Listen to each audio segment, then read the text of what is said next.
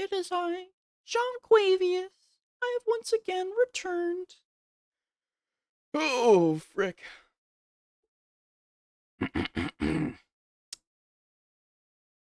Alrighty. I have my bowl of soup. I have my monster energy.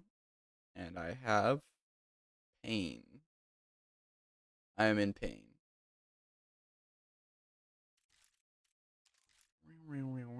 Give me something that's not a double XP. I beg of you.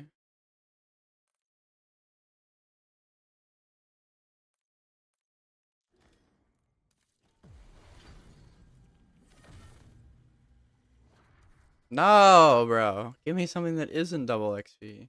Please. Alright. Zombies. What? Zombie boot camp. Frick, no. Get out of here. Oh, damn. The game is not running great right now. I'm not gonna lie. Ooh-wee. Interesting.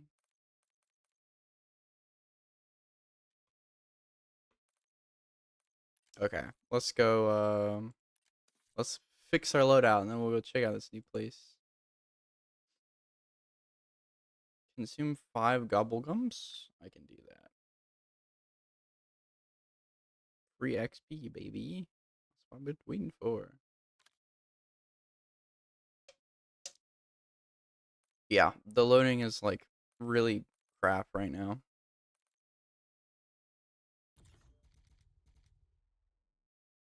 Wow, it is super bad.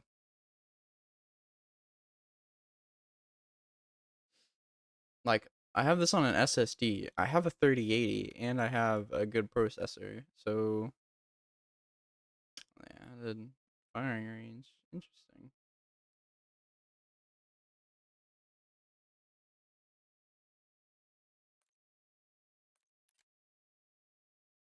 Snap. Oh, yeah. Okay. Sprint to fire. Yeah, that makes sense.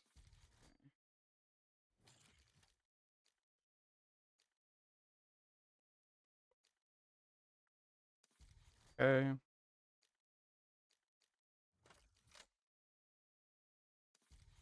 Yeah, that makes sense.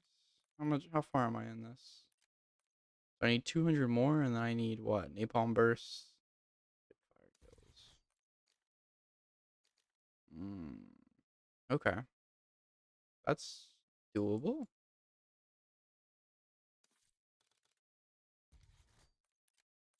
I just stick this on there. We're getting up there in terms of this, too.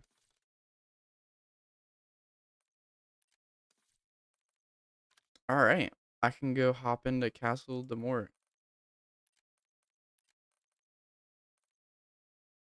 I can see what Castle de Mort is all about.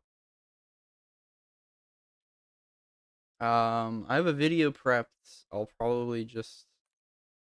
watch the cutscene for this and then move on.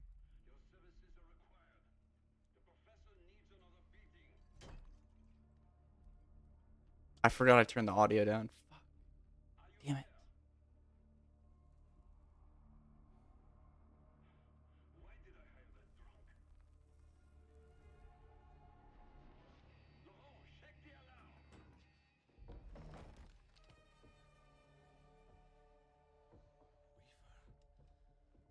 I thought you were dead.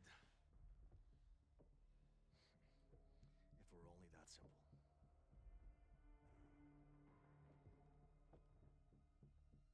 Why the fuck is this rat bastard with you? Looking for a man named Kraft. Who may know how to bring back Maxis.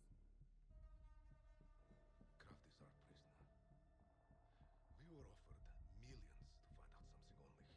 find out something only he knows, but he won't talk. Not even to me.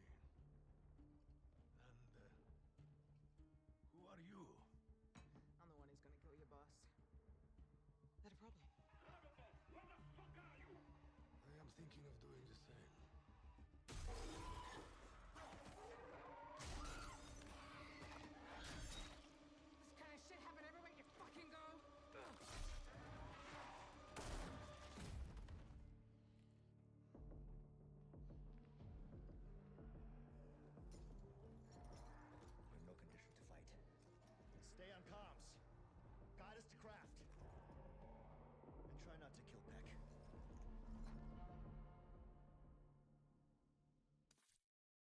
Interesting. Okay. I wish I didn't turn my fucking. I gotta turn on subtitles.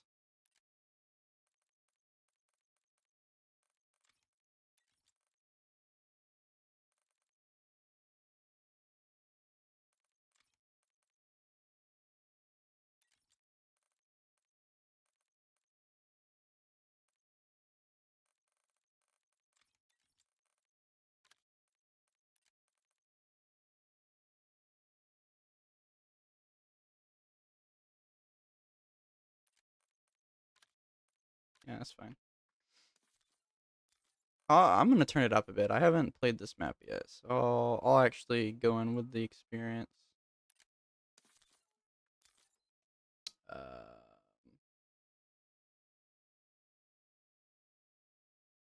get rid of the video too, just for now.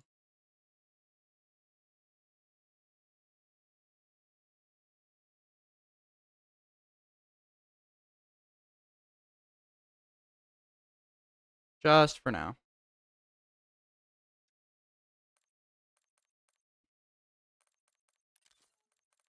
Yeah, I still need to turn it up just a smidge. 14 probably. Yeah, that'll do it. So I need napalm burst on this one.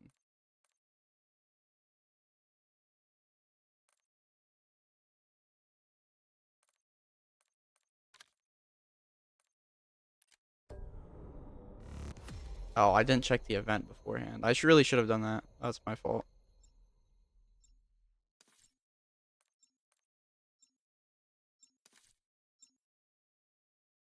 You shotgun. Very cool.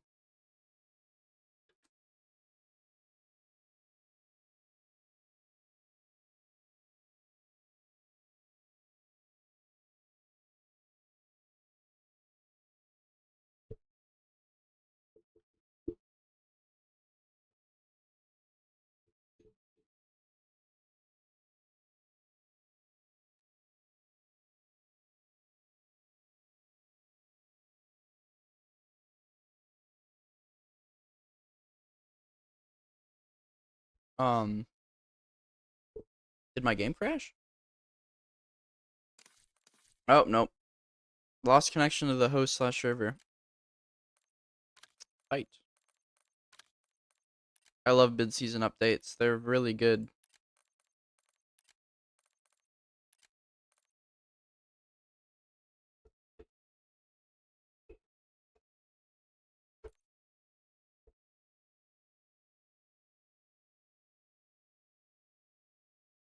Okay. The Sam trial one's not bad. Neither is the other ones.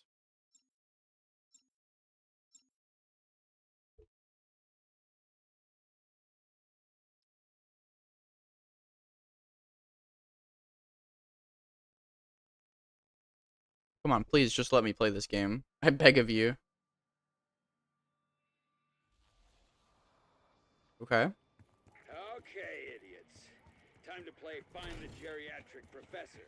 You know, the one that isn't in the helicopter? For the love of all that is good, stop shouting. Did it give me a full set of gobblegums?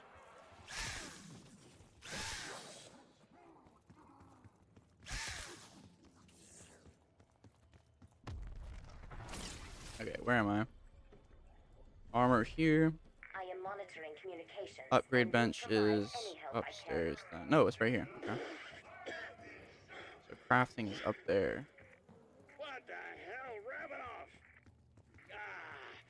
Oh, if he's gonna spit They out use his the brains same over map your layout for face, their boys. buyables every Hope we time. It figured out doesn't how to change. cut out the sauce. Rampage inducer. Expect me to return to sobriety. I might actually go to this map for how open it seems to be. What's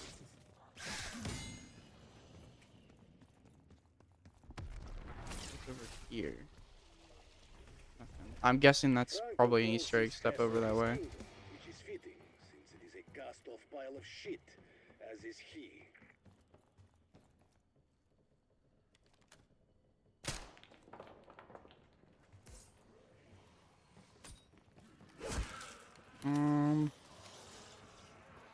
I'm looking for where I'm supposed to go.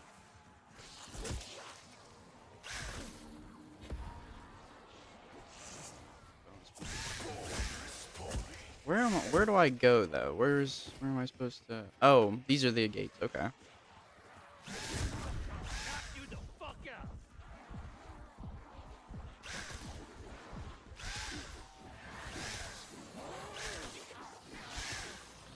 I see. I see. I see. I'll keep one. What's over this way? Easter egg step. Oh, you can't mark it. Weird. Interesting. So, following Call of Duty design, there should be a perk over this way, which there is. Deadshot. Ooh. Compact. Box. And these over here. Okay. Easter egg thing. You can keep the bullet. It's on me. I kind of want to buy Deadshot straight away. Just because I think it's a good idea. I'll buy Deadshot. Why not? Oh, I got my eyes on the prize, all right.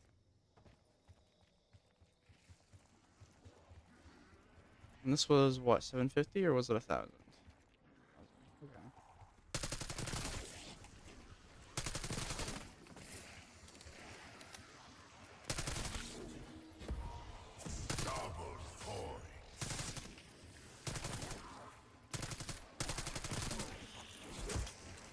Okay. I like the layout of this map so far, though. Although it seems to follow the same two-prong design that every map has now. It's basically got the same loadout where it's a big O shape. Or a loadout. Layout where it's the same big O shape. The main entrance is locked up tight. Yes, but I'm sure the doors will yield with a little gentle persuasion. Oh, I see. Melee Macchiato. Jug is over there. Oh, this is a parasite map, huh? They're flying now? They fly now. Oh, it's a vermin and a parasite map. Like you, Really? I'd want to be put out of my misery. Okay. Please tell me they put in a new special enemy, like a new thing that's not a mangler.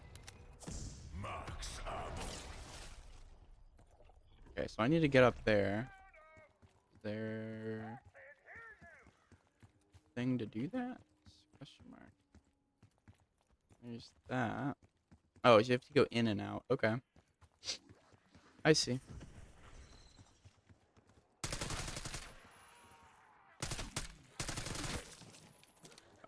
Was that?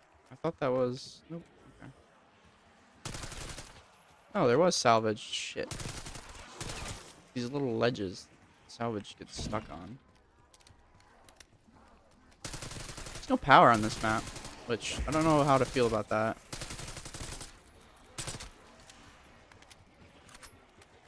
This is trap, right? Yeah. Interesting. And this is gonna spawn zombies, I'm guessing, if I do this. I'd like to upgrade before I do that.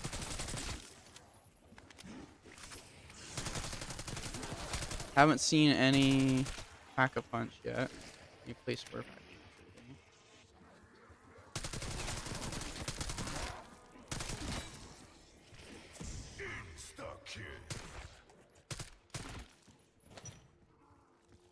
okay.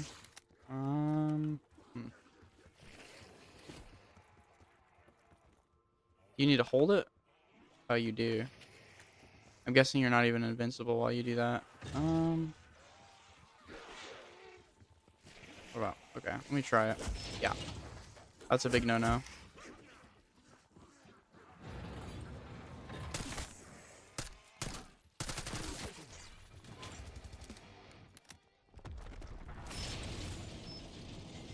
Oh, so it doesn't take long. No, okay. Interesting. So you can just do this in between waves. All right. Cool. I want to grab elemental pop. That looks like an Easter egg step. Anything that's on a pedestal looks like an Easter egg step, to be honest. Fire the cannon. Unpredictable and I go way back. Just ask my old man. Hey, Ugly, you're playing for our team now. Right, I bet. My poor head. I'm guessing you need to use napalm burst on that. There's like a wood thing up there, like an effigy. I know nothing about the Easter egg, so I'm just making guesses. If I like to. It seems like something you would do.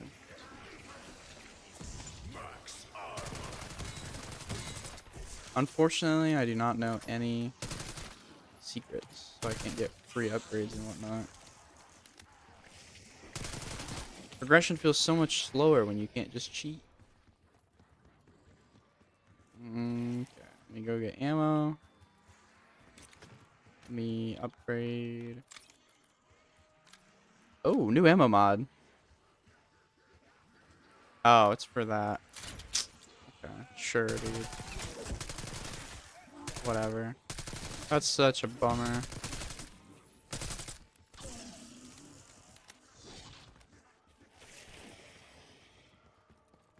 Jug.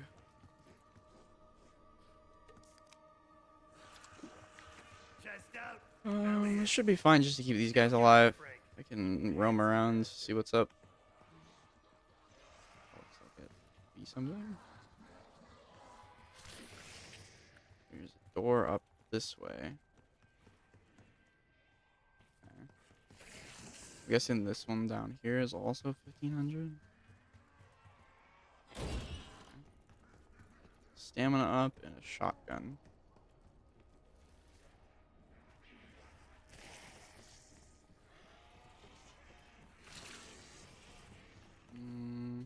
Oh.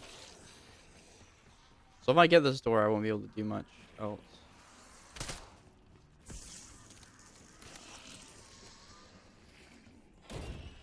Okay.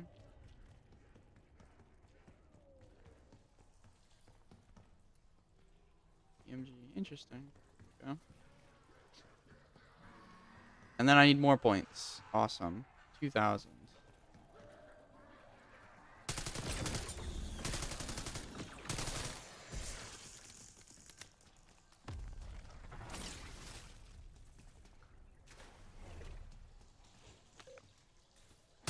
Oh, that was my bad. I missed that completely.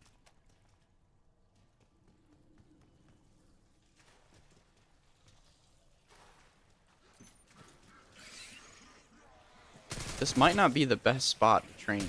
I'm not gonna lie.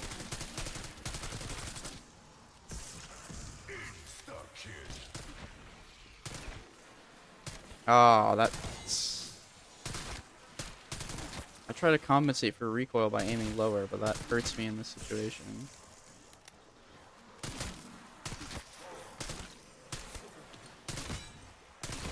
Hitboxes feel so much bigger with insta-kill on.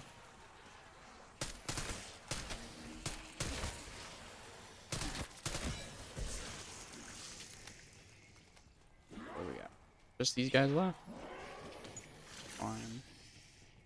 2,000, right? That room contains valuable weaponry, even prototypes from the director himself.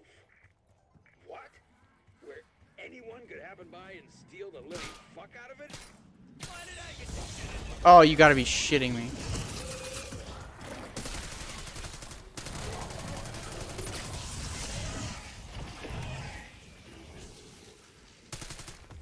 Let me shoot you. Please let me shoot you. Please let me shoot you. Please let me shoot you. Oh my god.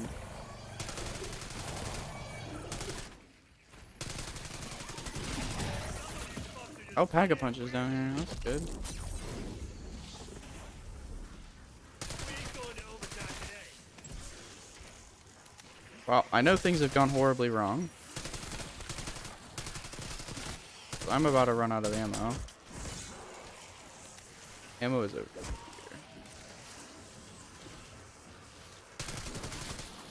I don't know where Speed Cola is, which is unfortunate.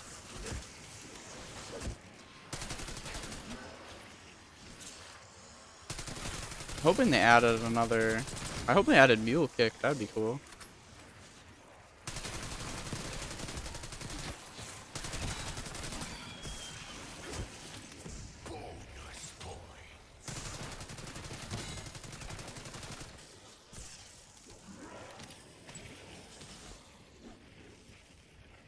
Okay. Well, what else do I need to do? Oh, that's the pack punch. I see. That's how you go up. You can go further this way. Looks cool, but looks don't mean shit. Okay. So clearly I'm missing something.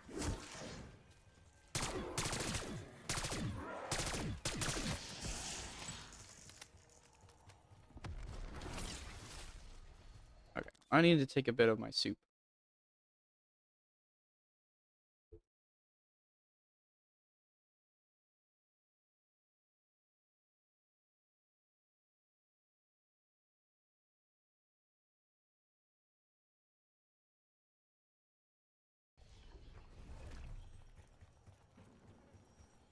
$2,000 points.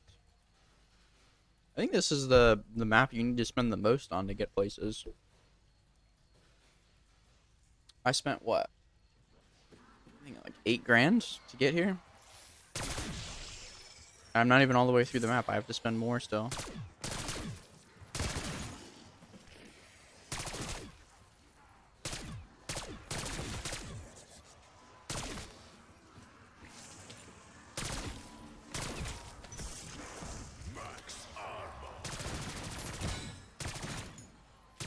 Need to get to an upgrade station so I can get what's it called on here?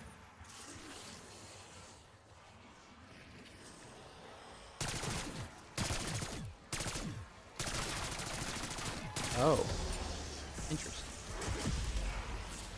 Stamp. A wax-sealed stand. As I recognize the emblematic, the sign of the best of knights who once terrorized this land. Wait, I think we haven't even gotten to him yet. I haven't gotten over there and he's talking to me already. Grab the one, front meter's full. Holler when you need. Okay, quick revive is here. What else? Is that it? Question mark? That can't it. That can't be it, right?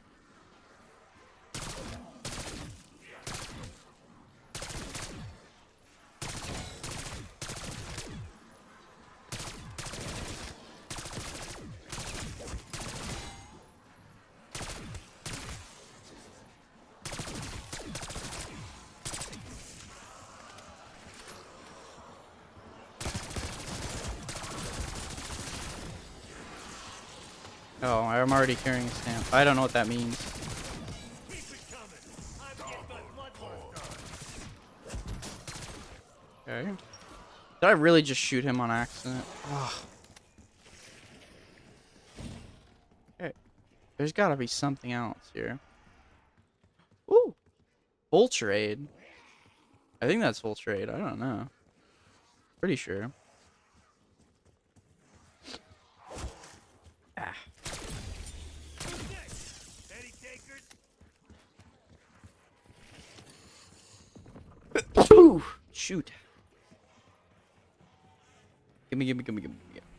Yes.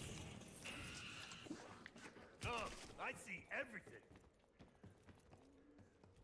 Wait a minute. Oh, is that it? Really?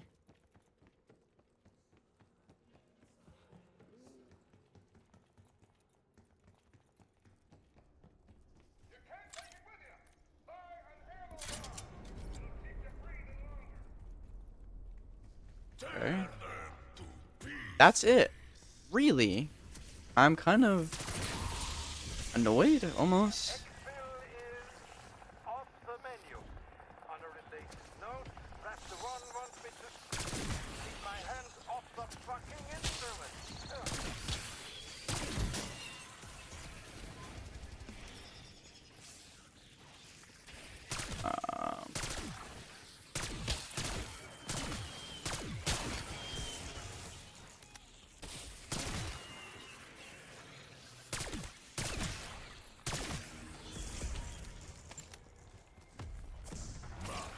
Um, yeah, there's another one of these guys. I'm confused on what I'm actually supposed to do. There's probably something I need to, like, hit.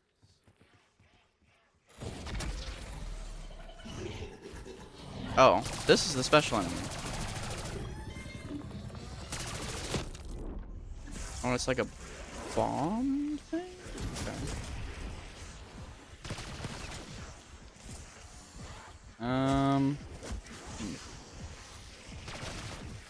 It's kind of annoying. That's done. Oh, I forgot to put,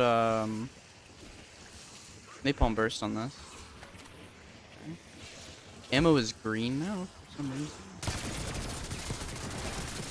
Damn right, you're going back to wherever the fuck you came from. Hold on, I'm gonna upgrade real quick.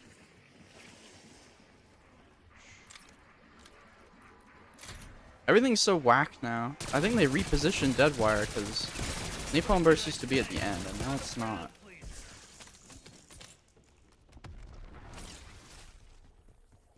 Okay. What else do I need? What do I need to do? Question mark. Oh. I think I just did something.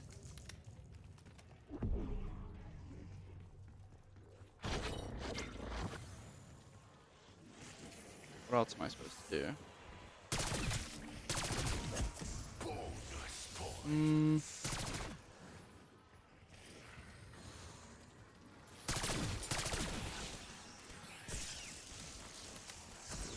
This is old school. I fucking love napalm.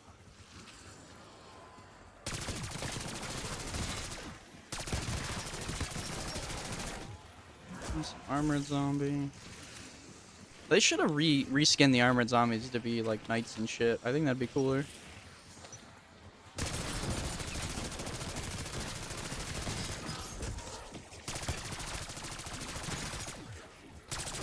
Yeah, that guy. I want to test if I can shoot him in the eye slit, and that'll hit him. Whatever.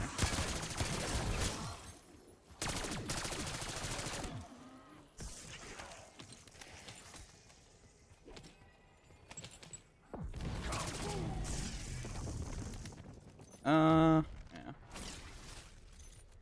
Early days, baby. Early days. I kind of don't like this spot, to be honest. I'm not gonna lie. Oh.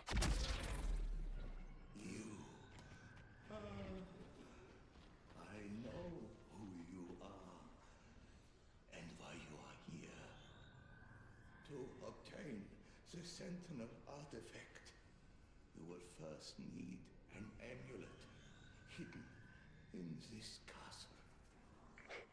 That is more than I could get from him all week. Listen closely. How many Oculus tools?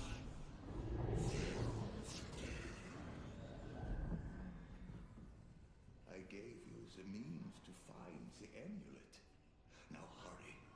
The Syndicate cannot be allowed to obtain the Sentinel artifact. It must never fall into his hands.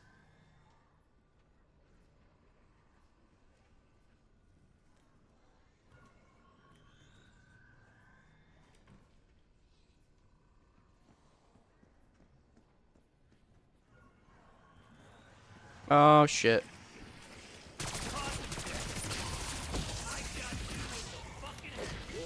Algeria is the name of the amulet you see. The form of the soil. Yeah. I don't want to do the Easter egg on this. Mostly because I don't know how to do it. And also I don't want to look up how to do it right now. I'd rather do it with a team.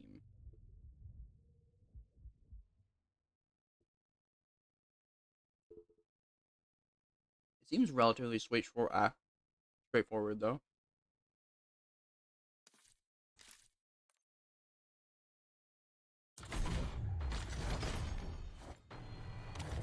I need to see what the Christmas event is about.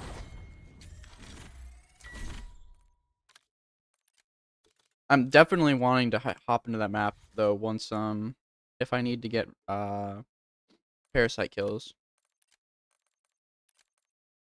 Napalm burst, fire kills. Okay, that's fine.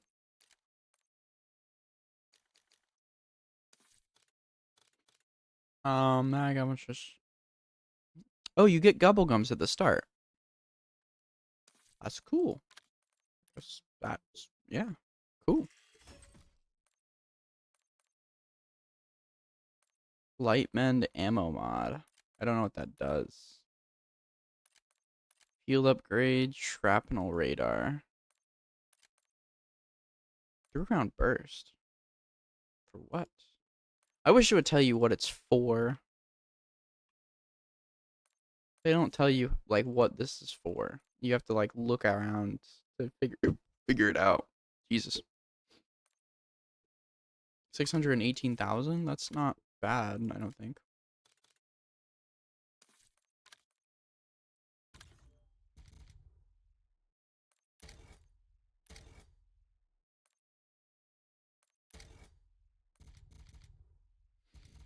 Okay, let's do it.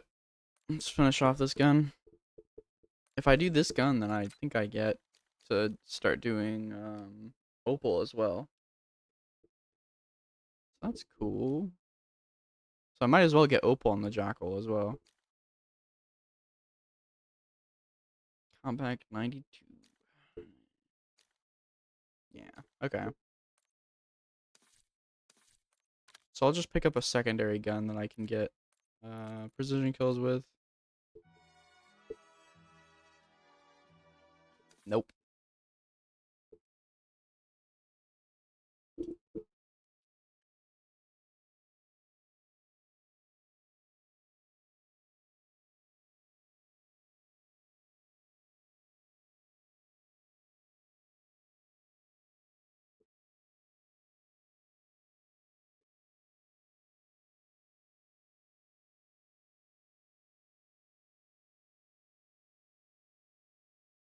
Okay. I have eaten my soup.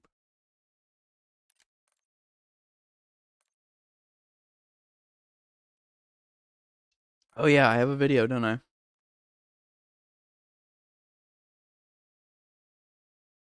Wait, where'd my YouTube go?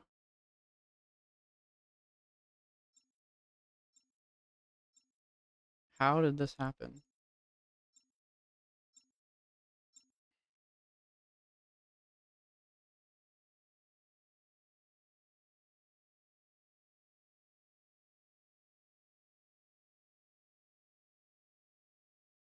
This is the reason why No.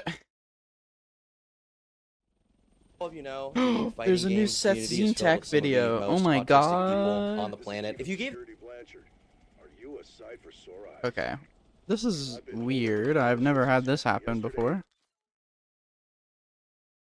So I can't capture this window for some reason.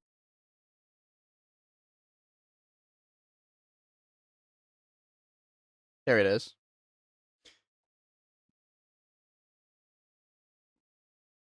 the average fighting game player an autism test, I guarantee you a majority would turn out positive. And you know what? Good on them. Okay, I'm not an autism hater. We personally love Darius in this household. All right, we are Darius's #1 fans. So Darius is a king. Spurgs. He's super tall. brawl, bro, and like it's super intimidating when he has so many bodyguards around him. Let's And he do came this. in. I was so nervous, but when he stuck his hand out and smiled, I felt safe. Just the way he asserted himself, the way he talked, the way he taught me his way of life, the way he was fearless. I understand why there's a lot of men that want to listen to him. He's not Jesus Hell yeah. Christ, though. Darius So is you a gotta be fucking perfect. king. I know that this guy's an influential man, and when I see this man, I know that God's using him, regardless of how he feels it. But honestly, it is pretty wholesome to see a group of people that otherwise would maybe be alone or be social rejects, you know, and they find a community where they can hang out and be bros. Even if some of them really need a little Oh, bit yeah, I of want to turn on my deodorant, audio. you know.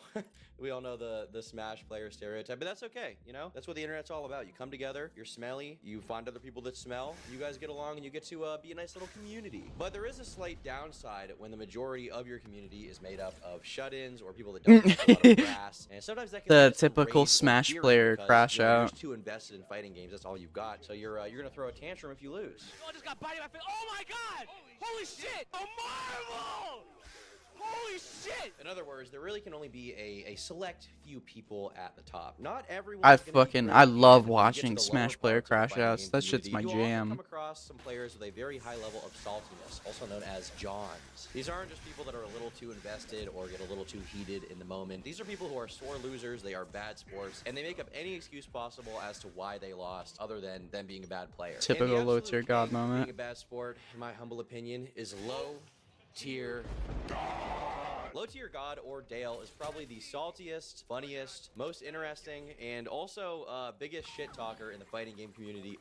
Shut your get ass up. Of all time, and he's literally so funny. I could make a multiple hour-long video if I really wanted to, with just clips of him. You wouldn't even need to see my added commentary, just clips of him and his absolute insanity. It's funny at as video fuck games. to listen He to is low a tier literal god, not gonna lie. supervillain, and his favorite pastime is actually going into detail about how he's going to hunt you down, and then when he finds you, what Mods, he's going to do to you. That crush is his like dick. a classic low tier god staple. He actually has an entire covenant dedicated to it. How about I take my motherfucking goddamn covenant, chase you down in the middle of the motherfucking snow? You're running.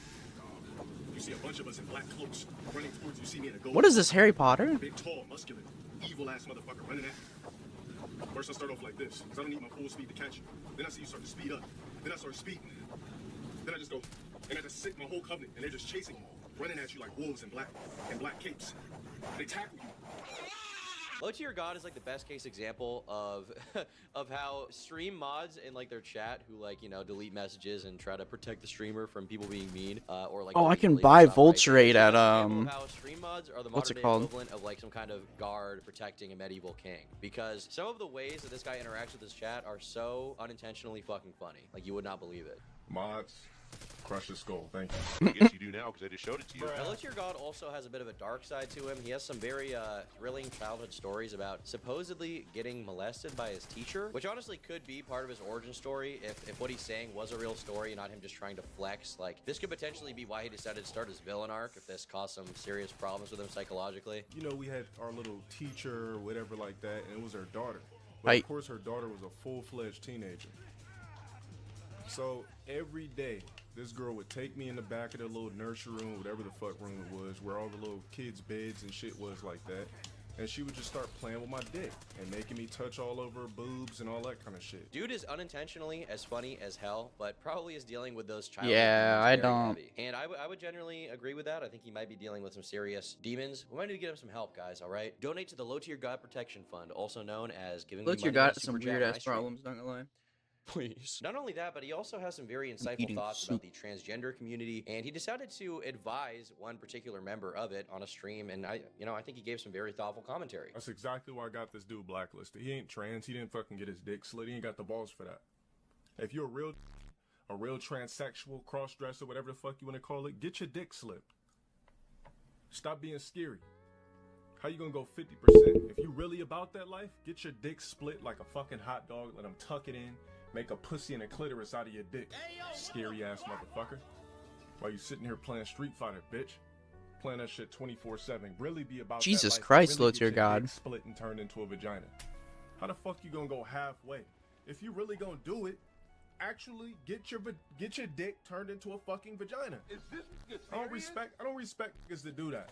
How you gonna want to be a woman, right, but still keep your dick?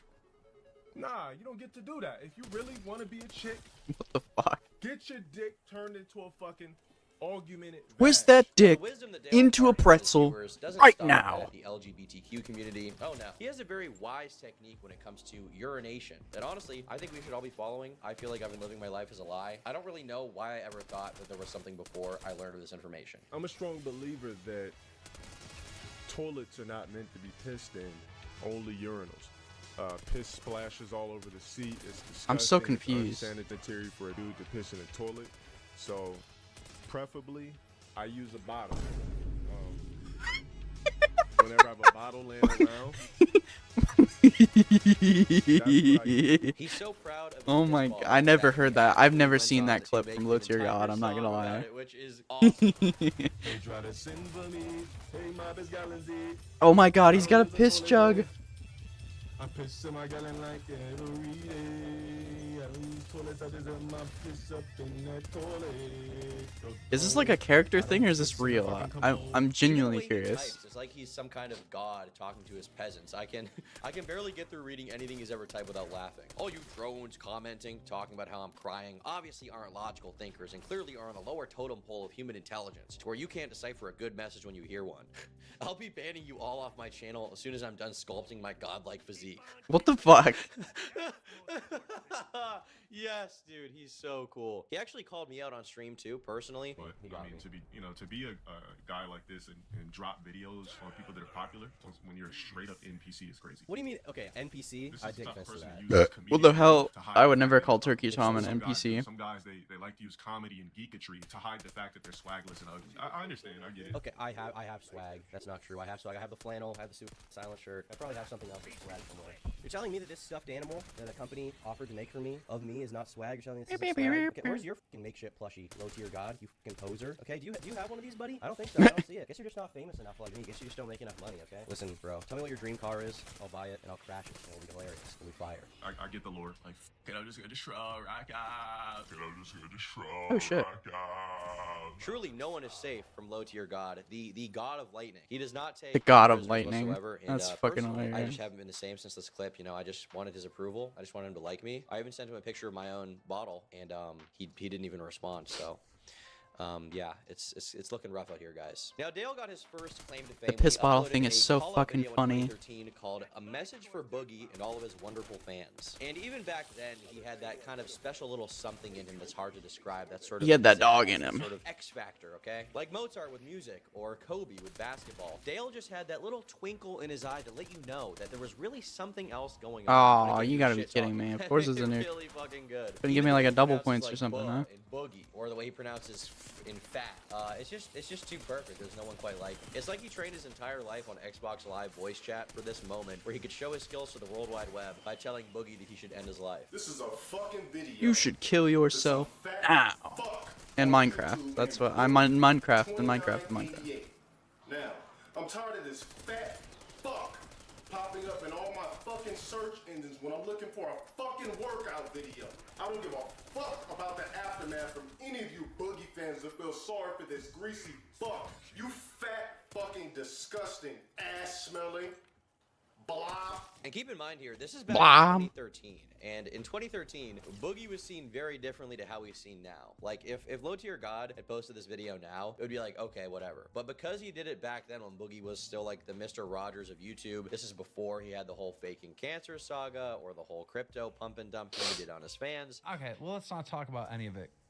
No, my dad fucking masturbated in front of me. I mean, he was seen as a super wholesome figure that loved everyone loved him. Fuck, I Like, remember you that do no stream. wrong, The basically. He was fucking universally loved and local had a live much streams were larger fan fucking base than Low Tier God. amazing. So what's funny about this video in particular is that although people really like it now, at the time it had so many dislikes because people were like, why are you being mean to Boogie? But now I wish everyone's I like, was a "Hey, Boogie you're being historian mean like to some Boogie. people." That's what I want to see. So after this video got a little bit of attention, Dale was still posting online. He would make fighting game videos. He would stream about fighting games. I should really but he make. would quickly I should get have put on a hip reputation fire spread for thing the for this. insane amount of raging thing and is- shit talking he would do thing keeps- online, as oh, I've whoops. probably already demonstrated to a decent ability. But some of these other clips are still insane. Like, you can think that one clip is crazy, you can think you've seen it all, but I personally have not gotten tired of seeing Low Tier God freak out yet. I just haven't. His anger, and more importantly, his excuses for why he lost, really know no end. Low Tier God loves to flip out.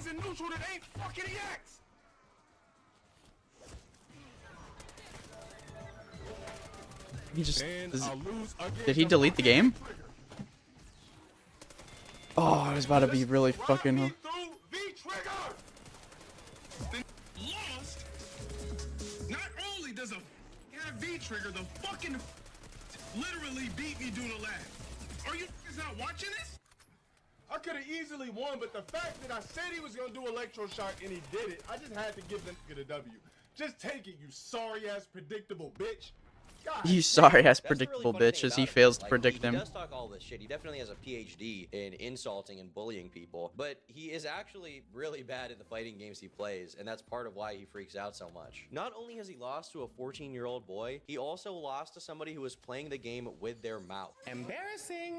And I What? can imagine he wasn't super pleased about that to pass the baton of greatness. He wasn't exactly excited. Now, one of the most I'd interesting things that got honestly, him if really somebody blow beat up me was his just beef playing with with their another Street mouth, Fighter I think player I'd named fucking, Viscant. I'd just be like, yeah, Viscant. you're Basically, what just happened is god Dale tier. played him online and got absolutely bodied. So naturally, Dale took to Twitter to shit talk him. Viscant didn't really like that too much, and a few months later, at a local tournament, he would call him out while he was there. And the clip is legendary. Wherever you are, you're a bitch.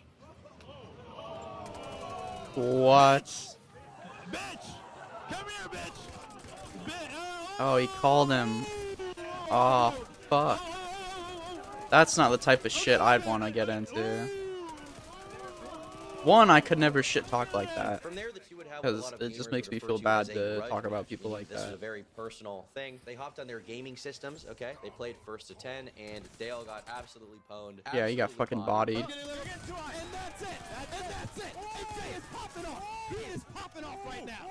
He is popping off! The shirt's tucked in! The shirt's tucked in! Why would we shake hands? Oh my god. Viscant would even beat him in the shit-talking department, while Dale could only get the biggest cope ever, whining about how this is just a video game and how he didn't care and it's whatever. There's gonna come a point when you forget about what happened, and you're gonna want to come back at me, and you're gonna want to wash the taste of my dick out of your mouth. Oh, fuck. Okay, I wasn't expecting that. Oh my god. There's no personal He beef. fucking I mean, destroyed him It's there. kind of funny because his insults are so good, but at the same time, he has like the mental maturity of like a middle schooler. He's like, oh, I don't even care. I don't even care. It's just a video game. I don't even care. It was never a big deal to me. Yeah, you definitely don't care, low tier god. I believe Even if he's you. not cheating, I wouldn't even care if he was better than Bro's me. gonna go It's on a big stream deal to worry next about. and then It's just like, fucking No, you don't. No, you don't. This is probably seethe. the most embarrassing possible thing that could ever happen to a fighting game streamer. Like, ever. But to his credit, Low Tier God didn't quit. He did keep chugging. And it did at least serve a sort of ancillary purpose and getting him a good amount of viewers on his channel and on Twitch because... Yeah, even if they weren't, he was, like, screaming and exactly raging, like, he seemed fans. funny. His popularity would keep growing until he got to 10k subs, at which point he uploaded one of his classic iterations about how he is mentally untouchable. Motivated, determined, resilient, I thought that shit was like a confident, fucking, like mentally a joke at untouchable. first. Now, I didn't think that was we have a real. black spook roach that goes by the name of typical black coon ass name. What's this dude's name? I don't know why his parents named him something so stupid. This motherfucker's an infidel. Hold on. Now, with all that out of the way, probably the most infamous thing that Low Tier God is What known the- for, what a and thing to all call the somebody entire an reason infidel. You're even clicking on this video is his own meme that spread around 2021. You know the one. If you don't, you're about to be blessed with it. It's basically the classic. You clip should of him kill saying that you should yourself love yourself right now. because we're all gonna make it. Your life is nothing. You serve zero purpose. You should Kill kill yourself now. now. It's good to see that he's, spreading awareness for mental health. I think it's a very serious issue, so I do appreciate him doing that. Obviously, this video spread. Oh, like get away wildfire from me, and bro. Boosted his subs and viewers Whatever. a massive amount. Even though some people are saying that he had bots following him, which is possible, but I haven't really seen any evidence of that. A lot of you have probably seen just the sheer amount of edits made of him in different scenarios, telling people to buy a rope. It was pretty crazy, and honestly, when I saw that meme blowing up, It I thought absolutely was funny. made him It did pop restore off. my faith a little bit in the internet. I was like, all right, that's good to see. I like that. That's wholesome chungus. It was almost like a mainstream level meme. And from that point on, obviously Low Tier God saw like, well, this Fucking meme's blowing everybody up so knew that much, shit. I should play into this a little bit to get some more attention. So he did just that. And it was pretty funny seeing him be at least like semi-self-aware for a few moments where he was like, all right, I'm getting attention on the internet. I can play into this a little bit and help myself, right? Guys, love yourself. You are worth That's less all I gotta say. than a summer If you look in the ant. mirror and hate yourself, love yourself.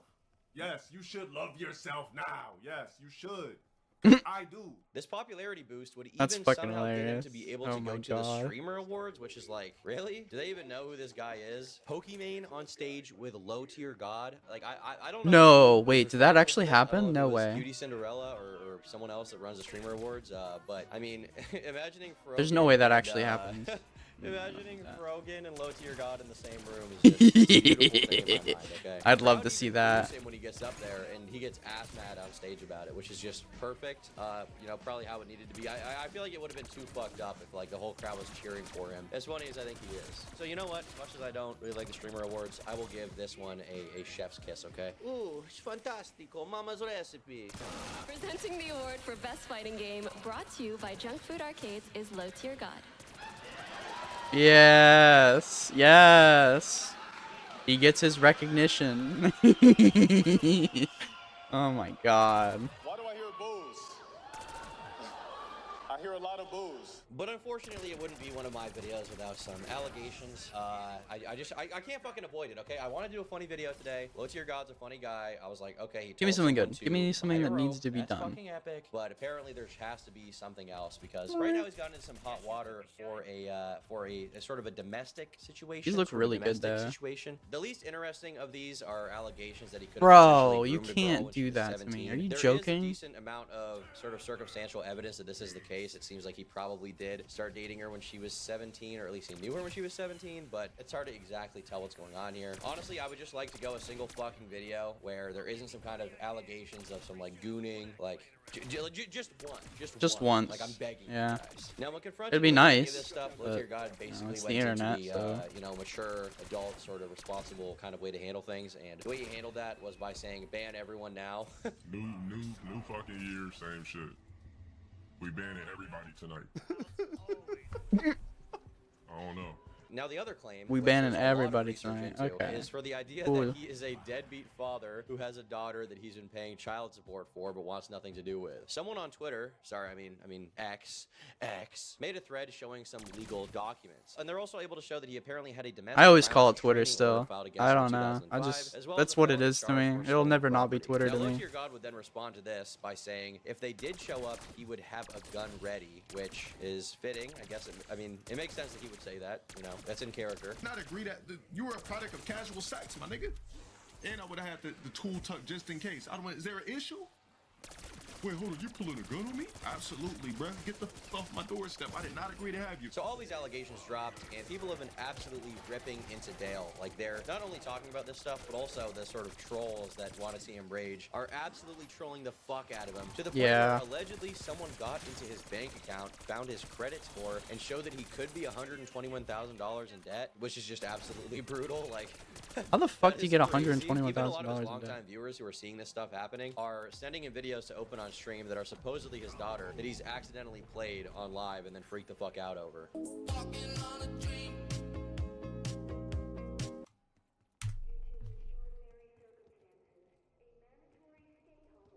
Why did you send a picture of a kid?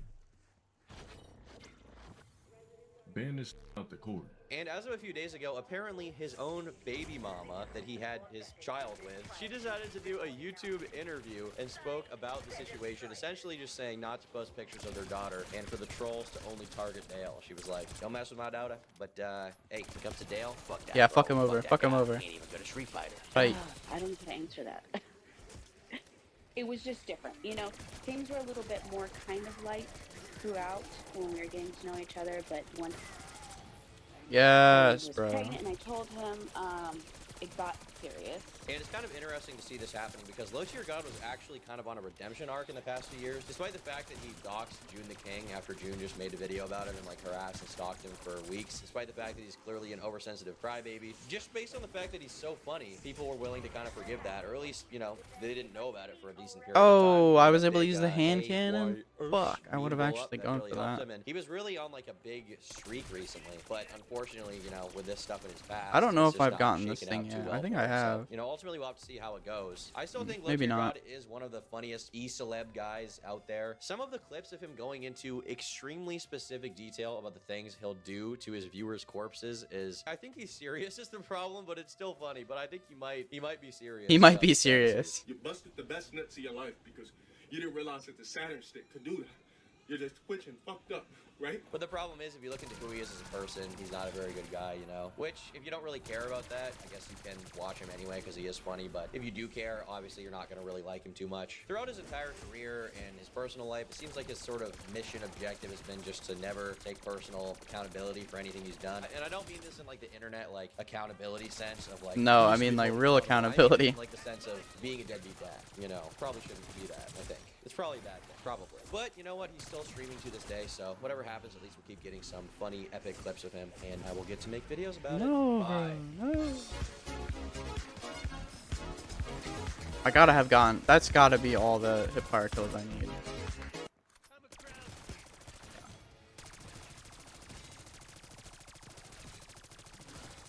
Yeah, there's one. Bruh. Freaking hate that spot. The positioning with these poles in the bank is just so bad. Come on. No. Alright, give me another video. What do I got? Biggest snowflake on YouTube. Yes. Yes, bro. Absolutely. In games the past few years. Have you noticed they never talk about Oh, the LGBTQI no. ~7 It's community? not this And I'll guy. be the first This to guy say is that just I've as bad as grown since Synthetic then, Man. and I've moved Fucking on hell. from former views. Yeah, you've moved on from the Xbox console warrior grift to the 100%.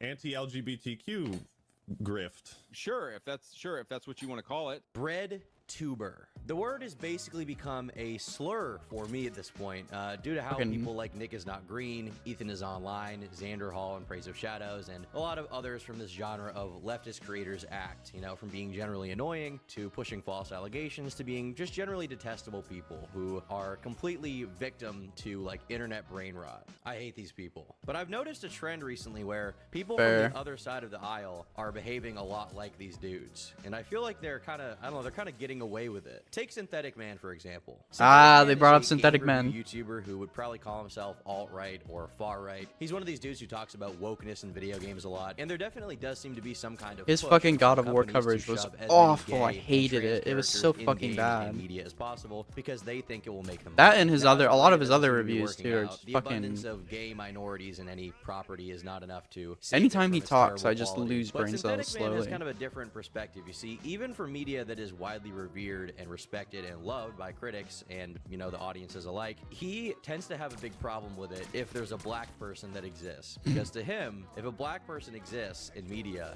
that is propaganda. Even more funny because if you know anything Yeah, about Synthetic Man marriage can't statistics, you can't would know take that seeing white anybody male, that's black not the same female color as actually him. has the lowest divorce rates. So in a way, you could almost say this is anti-propaganda, but I still think it's promoting race mixing. TV and movies blow the gaming industry I out of the fucking water. hate Synthetic Basically, Man. every streaming show I've tried to watch with my mother has had some form of propaganda in it. The dude just sees like a black guy in a TV show and his blood fucking boils. Yeah. I don't really know what's going on with him. There seems to be some deep sense of insecurity within him because he has a big problem with any interracial couple whatsoever in any piece of media. Like, it just makes him fucking rage. Maybe it's some kind of like porn brain thing. He's endured too much BBC therapy. I don't really know, but it really pisses him off to no end. And we find out her soon-to-be husband is actually a white guy and not ugly. Shocking. Not But ugly? Don't worry, they ruined that pretty shortly. It's not like in the original Fallout games, all the characters were white, but there's something uncanny What do you mean? about this whole thing. We'll put it at that. I'm not going to make a huge deal over it. Now we get to meet our final main character, Maximus. And it's another pussy-ass black guy. I mean, this is basically what the guy does for a living. He sees a mixed-race couple, and he goes, what the heck? A black guy and a white woman? That's fucking disgusting. And don't even get me That's started. literally Don't even get Synthetic me Man, started on actually. the white guy and black woman. I mean, what's going on there? Seriously, hey, you are not allowed to get any black pussy whatsoever. Mixed-race couple? Cringe.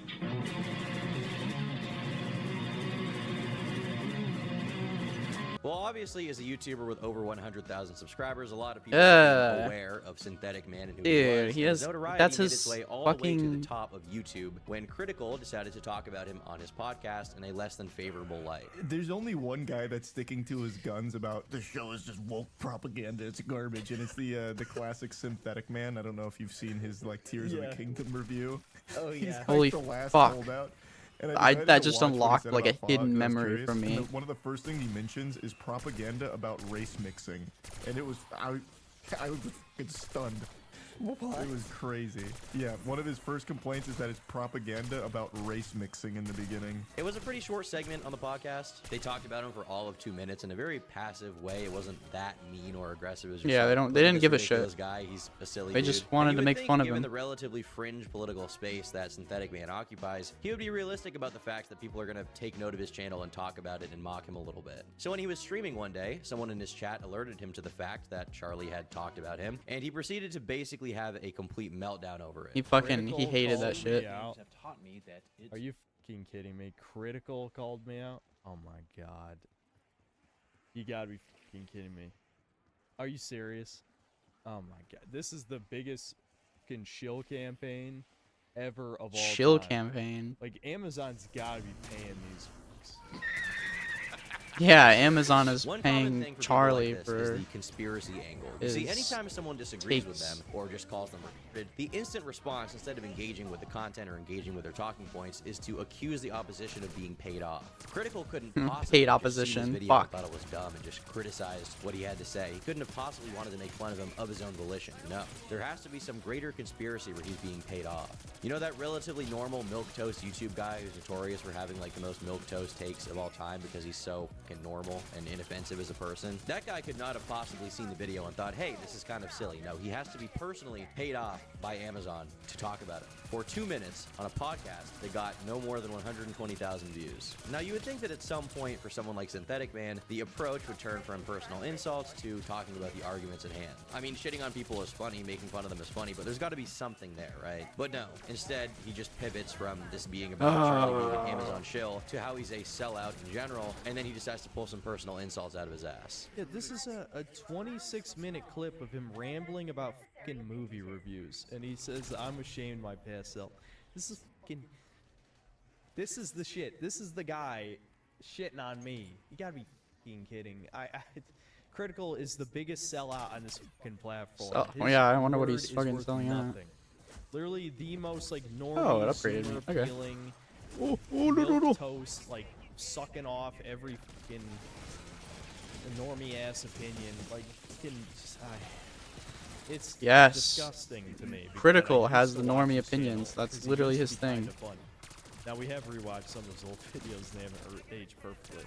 But greed ruined these YouTubers one day ago. Coming from him, you fucking scum. I'm glad this manlet got cheated on. His Got girlfriend cheated on? got That never tired of his happened. tiny penis and left him. I mean I gotta keep it in. I don't even know where this came from. I don't think there's any proof or No, narrative I don't anywhere. I don't think that ever Charlie got happens. cheated on, so I'm not really sure why he's saying this. But even if he did get cheated on, I fail to see how that like invalidates his arguments. If anything, that just kind of makes me feel bad for him. I would be fine with him saying this if the energy from Critical was extremely aggressive. If he was like insulting his appearance. Isn't or, no, like, wait, shitting isn't all over Synthetic him Man the repeatedly, kind of guy just, to be like, calling him women, out ad nauseam. women This guy's a cheating piece of on shit, me, he's a terrible cheating person, on he's me? racist, he's What ugly, the he's fuck? gross, That he's dumb, totally he's sounds low like a IQ, Synthetic that. Man The take. energy would kind of make sense there, right? But realistically, I bet I that's not could what find happened. something like So to that me, if I what went this through all the shows is Synthetic large Man level of shit. insecurity Oh from fuck, that Synthetic was not what I Man. And of intended course, to do. the irony of a guy who looks like this going after someone for their relationship and talking about how small his dick is I'm sure not lost on anyone. But he gets what he fucking deserves. Is all I'm saying. He gets I have what he no fucking sympathy for deserves. the manlets. But of course, Cool. people like Synthetic Man are not interested in arguments or conversation. They're they're interested in angry. making one kind of content that caters to one kind of person, and that's really it. Much like Nick is not green, or Ethan is online. No, or Embrace yeah, the they're Shadows, exactly the everything same kind is of people. political to these people. Everything is some kind of conspiracy. For leftists, it's capitalism, it's Trump, it's fascism somehow. Everything is fascist. Meanwhile, for Synthetic Man, it's the woke people or the Jews or whatever. Let's say hypothetically you were trying to create a race of mongrel slave people with double-digit IQs. What the fuck does that even mean? What does that even mean? Right. And this brings us to Andy Pants Gaming. Now, Andy is a guy with 160,000 subscribers on YouTube. You can see his banner there is the Giga Chad picture. It's a real classic, okay? He's strong and shit, okay? He's based. He's red-pilled. A lot of his Based and videos are red-pilled, about yeah. anti-woke stuff being put in video games. He's got titles like Who Killed Masculinity in Games and Why Are Video Games So Gay Now? And at one point, he decided to create a video about the Liberty Axeman, who's another Lanes. game reviewer who I'm Liberty sure a lot of you know. Banes. So with every new video I make now, I'm like, probably gonna get canceled after this one. Oh well, here we go. Now you can see at this point he's already I kind love of planted Liberty the seed Bangs. in people's minds right from the jump that he's based, and what he's about to say is what everyone's thinking, but no one else will say it. No one else is willing to say the truth about the Act Man and the woke agenda conspiracy behind it that's going on. Have you noticed these three creators never Fucking call hate this anything shit. woke? And if they do, they're making fun of you for using the Frankly, term. I don't think Ackman fucking Have you noticed they cares. never He talk cares about the quality of it. obvious He doesn't give a shit about uglification of politics. women Well, in most of games the time. past Now he few cares years? shit about politics. Have you noticed they never talk about the LGBTQI7 community and how they basically run video games right now? Have you noticed they never point out obvious racism against white people? In fact, they'll often say lies like racism against white people isn't possible. Have you noticed none of them ever talked about the Oh, trillions please stop of dollars talking. companies His- make by bumping up their DEI and ESG initiatives and by putting evil woke nonsense in their games? Have you noticed they never talk about the complete removal of masculinity from video games? So why? Why are these three dudes There is intentionally avoiding I calling don't out wokeness I hate this message. It completely perverts something that's actually real into something that's like a political take that's retarded. Not to be too harsh about it, but it's like these pushes for diversity are like they're heavy-handed, and the issue with them isn't that they're putting more black people in games. That's not the issue. The issue is that they're using this push, and it's lowering the quality of the games by doing it because they're constantly pushing for this rather than the quality of the game. I don't think it's necessarily like I don't understand what their beef is with all the with colored people or like women or whatever. This guy is so salty about women in games. He fucking sees a woman or a black person. He's like, oh no. I think he fucking had a meltdown about Spider-Man Miles Morales, and I was like, okay, whatever. I don't care. I really don't care, but it's In just games. And I here, hate when this I watch grift that video, these guys I feel do. like I'm seeing a perfect mirror of the leftist YouTubers I was talking about not that long ago. Those dudes would always complain about how the real problem is capitalism, and by not talking about it, people are trying to pander and hide to avoid the real issues, when really most people who make like commentary or review videos on YouTube just want to talk about the content at hand. They don't want to talk about politics endlessly. I mean, this harkens back to me. Exactly, to that's how what I Ethan said. is online said that Critical doesn't understand modern art before saying that this one fan is amazing because the creator of it was gay and his like friend got HIV. I'm gonna end this video by telling you about one of my favorite art pieces. It's just a fan, an electric box fan, but the description reads, soon after the death of his lover, Steven Arabino from AIDS, Los Angeles conceptual artist Boscovich discovered that Arabino's family had completely cleared out his apartment. An entire person, existence, and relationship had been erased. You can never just call something shit. There has to be a deeper analysis. You have to read into it to see the agenda that Ethan personally wants you to push. And because the Act Man doesn't talk about wokeness in games, he is necessarily a part of the gay woke agenda. The He is gay powerful. woke agenda, He doesn't yeah, want to piss dude. off the communists in his audience. He says that the Act Man doesn't talk about anti-white racism, as if he is obligated to talk about that in any context. He even straight up says that the Act Man thinks that you can't be racist to white people, which is something I've never heard him say, and I have no idea where this is coming from. No. When I watch the Act Man, I don't think I'm Act Man going has to it ever because said I that. want to see his videos about the quality of games. If you watch his stuff, he's typically not talking about the political messaging of these games. Sometimes he will discuss the political conversation around a game and kind of push back against it, but he's rarely talking about like some game and being like, whoa, why are there so many black people here? It's generally not a thing he does, and I don't think he has to. He's discussed the politicization of games from people like Anita Sarkeesian, the conversation around Hogwarts Legacy, which undoubtedly the negative impression around Hogwarts Legacy was from leftist readers who don't care about the quality of the game and just care about the fact that J.K. Rowling Yeah, is I'm. transphobic These and kinds of whatever. people But will Andy Panzer always Reader's pull up acting like the Act Man has examples an if obligation it to fits discuss their what he narrative. personally wants him to But talk as soon about, as something which is goes against it, wokeness. it's like, And Andy then it's a switches to the one-off classic thing. He tactic doesn't of actually using care personal about it. insults in lieu of any real arguments. To put it simply, it's because these dudes are cucks. They're pussies. All three of these guys are definitely voting for Kamala Harris in November. I heard Endymion call him Ackman one time, and the label definitely fits. I've never heard Ackman endorse Kamala Harris. Did you just fall out of a coconut tree? I don't know what's wrong with you young people. You think you just fell out of a coconut tree? But let's say I he don't did wanna even. vote for What her, does that okay? even Let's say mean, hypothetically he Mala? did. Would that mean that everything he says is dumb? I don't really think so. In the same way that just because someone votes for Trump, it doesn't mean they're like a racist or a fascist or whatever label you want to put on all Trump voters. Like, there are millions and millions of people out there who are voting for both of these candidates. Just because they're voting for a political person does not mean that they are as politically brain rotted as you. And it doesn't invalidate their opinions on other things. And then when he gets to the part where you're supposed to talk about why the game failed, he just says, bad gameplay, bad character design. Why do you suppose Ackmam doesn't talk about the fact that Concord has 3 black females in it and not a single white man? Why do you suppose he doesn't talk about all the LGBTQ I do plus think activism? I do think this is also perverting a point that I think is relevant to that kind of conversation. Is like, if you're going for equal representation in games, you don't just like wipe out everybody you don't like. That's like removing a Jewish person from a game and then throwing in a black person because you think that Jews are overrepresented in media or some shit. I mean, it's the same situation, but it's just a different context, I guess. But this guy completely goes like off the rails with it. He's like, 3 women that are black in my game? No, bro. I don't. I can't stand that shit. It's so annoying. It's on Twitter who they can't. worked on the game. They just. Interesting. He even at one point in the video makes fun of the idea that bigger breasts would save this game. I mean, it wouldn't hurt, dude. Is that idea so ridiculous? And everything that Yeah. Andy says here Well, is bigger ridiculous. budgets are always If good the for your actor games. wants to talk about the quality of a video game without delving into the political subtext that you personally are reading into, that's fine. He can literally choose to talk about whatever he wants. It's his YouTube channel. I don't think the quality of his reviews dips significantly because he won't complain about black and gay people being in video games. Frankly, I don't think forced diversity in a game is good. I don't like forced diversity in any media. I would rather it just be good on its own merits. But I also don't think that diversity in any piece of media is going to make it necessarily bad. It's not impossible to make a movie or a game or an album with no white people involved and still make it good. You'll notice similar things when watching cucks like SkillUp and Bellular analyze Concord.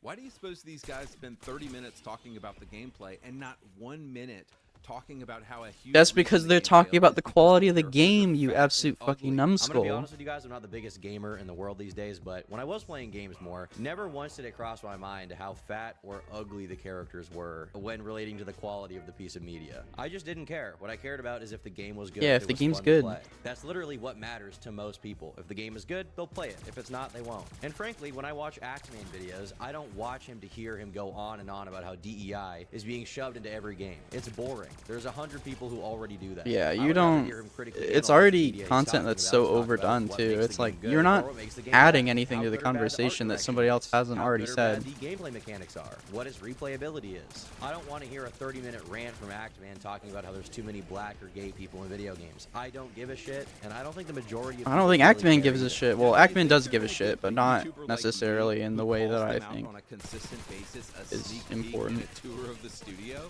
Of course not. They want a shill.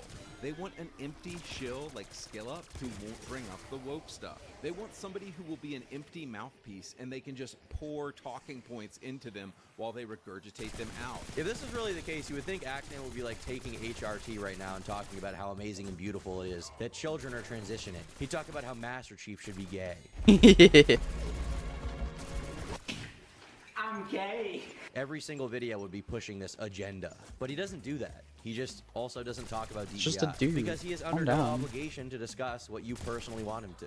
He can talk about whatever he wants. And frankly, Andy Pants complaining about the fact he doesn't have like early access to these games is ridiculous to me, because if you're running a multi-million-dollar company, why the fuck would you let a guy with 130,000 subscribers who constantly rails about how he's sick of seeing gay people in video games? Yeah, have if early it goes access to against your your game? political That's a position, it terrible doesn't even make business decision. Activision like is in business. a tactical sense, it doesn't make sense to go against your position just to like to bring on somebody that's against your position. So even if he was going like for that they're evil or whatever because they don't give him a review copy, it doesn't even make sense I don't know. I think I'm going off the rails a bit. I don't understand these That is their people's greatest arguments. concern. They have shareholders and investors to please. They have an entire board of directors to please. At a company this large, you have a PR department. Imagine the media firestorm that would happen if they did a collaboration with someone like Andy Pants Gaming or The Quartering. It wouldn't go over well for them, and they know that. This is not some insidious agenda. It just comes down to the fact that the general public at large doesn't really care about gay people and thinks they should do whatever they want. Andy Pants evidently doesn't like that whatsoever, and he's entitled to his opinion. I think he should be able to say it as much as he wants, but Activision is under no obligation to give him an opportunity to review their games. He early. should be If able they to don't say it want as much to, as they he need to wants cause because he bad can press be for them. ridiculed I mean, as much as imagine he if they wants, did do or this. as I can much as already other see the people want. headlines now. Activision partners with anti-LGBT YouTuber. Under what fucking circumstance would it be advisable for a company that large, that appeals to that many people, that's trying to get that many people to play their games, to do Yeah, a it doesn't make collaboration sense. with anyone even close to Andy Pants Gaming? This is business, and this is capitalism at its finest. But this is where the broader conspiracy begins to form for Andy. And at this point, these claims could be tantamount to slander. Actman is indeed good at playing an act. He's good at appearing natural and looking like he's riffing. The reality is he's reading a careful script that has definitely been run by his handlers at Activision and Bungie and other DEI departments. That's I'm Again, literally notice these think guys that's never like you mention can't say that. BlackRock, That's ESG, you or can't any of the you can't gay just say that about communist another person without globalist evidence of answer that because that's companies push. fucking In crazy. his mind, it is impossible that Actman could just not give a shit. No, instead he must be paid off directly to say what Activision wants him to say, which is nothing. He doesn't even fucking say anything about it. If Actman disagrees with Andy Pants Gaming or doesn't care about what he cares about, he must be paid off by Yeah, the he must be corporate paid off. hegemony Paid to do chill. so. Andy also cites this article as like proof of this insidious plot, an article that claims to explain why Michael Bell, who's another YouTube reviewer, sold out. We finally have concrete proof of the reason why Michael Bell of Bellular Gaming has refused to discuss the infiltration of DEI propaganda in video games. Is this So just I was like a reading this crazy article for person? proof of this conspiracy because it sounds really interesting if it's true, and literally all they have is that Holly Longdale, the vice president of Blizzard World of Warcraft, is pro-gay, and Michael has behind-the-scenes access to Blizzard. Therefore, he is for the woke agenda or something. He Because is, Michael he doesn't is. call Yeah, out yeah, DEI, he's definitely. a part of the problem. He's personally part of the pro-woke agenda. People seem to have it in their heads that there is some insidious conspiracy where every company wants to push gay shit on them. And that, unfortunately, as convenient and fun as that sounds in your head when you're like living your life like you're in a movie, is just not true. The reason why the Minecraft Twitter account will tweet out trans rights, the reason why Valorant will have a non-binary character, It makes is not money. because of some insidious plot. It is because It of gives them pandering and free, marketing. They believe like, that if they do that, they will get support you know, from those people and they'll want to play their good games boy more. points The reality from is the that public. outside of Twitter and a few YouTube channels and a few subreddits and this little community on YouTube, the average person does not give a fuck about DEI. I have a people lot don't of give a friends in real shit. life who play games, and they have never once mentioned to me anything about how I think they're only sick of, like, terminally wokeness online in people gaming. really care And some about of that these are stuff, to be relatively honest. conservative people. What they talk about when they play a game or watch a movie is whether or not that piece of media is good or not, based on the merits, based on the quality of the content, There we not go. based on the idea that it has too many black people in it. The majority of people simply do not give a shit about this. And most companies just stay out of these issues. They just decide not to say anything about, you know, politics or gay or trans rights because they don't want to have to deal with it. But No, for it's- some it's demographic just of some- people, sometimes if it they hear doesn't that a work. company is Like, you don't need to do anti-LGBT, that. They may get upset at that, either because they're gay or they have a gay Like, friend why or why does cousin or a Nintendo stays out of roommate, and they have sympathy politics? for that Because person, it and that person benefits might get pissed Nintendo. off, so they just want to make that friendship be They don't good need to and not talk piss about them it. off, Nobody so they're needs just to talk not gonna about it. They engage with that choose kind to. of thing. If all these companies decided to turn around and take the stance that being trans is bad, obviously, is there a dedicated demographic of people that would enjoy that stuff? Yes. But it would also piss off the other side of the aisle that they've been pandering to for years. I personally Exactly. don't care if a game or a creator of a game or if a movie or the filmmaker Oh is man, I homophobic nearly or killed myself. anti-LGBT. I could watch it and still enjoy it. I don't give a shit. It doesn't matter to me. I'll watch anything if it's good. But for marketing and press purposes, there's a reason why these companies behave the way they do. They want to make money. If 80 to 90 to 100% of the United States hated gay people, they would pander to that audience because they are in the business of making money and that's what they want to do. Yeah, But they're exactly. not doing that because the majority of people from this demographic of media enjoyers That's why ultimately have overly nothing against political gay games people and don't care about succeed. this. But Andy Pants Gaming is an alpha It- male. it Chad over caters here to seems too believe small that of an if you're not audience. calling out the thing that he personally wants you to talk about, then you're bought and paid for. The problem for him isn't even that Actman is pushing this shit on people. It's that he's being silent about it. If you have press access to games, you get to play them early and review them early on your channel. You should be personally willing to give up that business benefit because you need to talk about or something, which is so stupid and counterintuitive to anybody who's trying to run a business. The reality is that people like Actman just don't care about DEI. They don't give a shit. They want to talk about video games from the perspective of game design, not politics, and that's a totally fine position to have. But part of his ability to I like how that's a vote is to crazy take, continue by the to be way. a corporate shill for Activision and parrot the talking points they want. He's a good little sheep and never asks about DEI or ESG.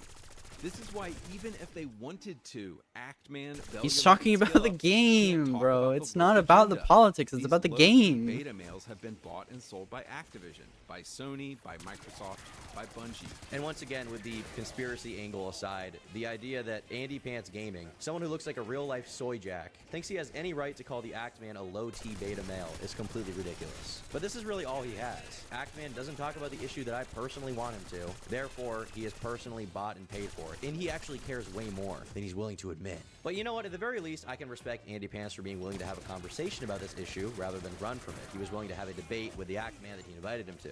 The running would come later, but we'll get to that later. Andy opens by being very, very confident when the Actman is working out some technical difficulties that he's trying to run from him. Waiting on you, Actman. Guys, is he gonna pussy out? He's so insufferable. Because leftists are pussies.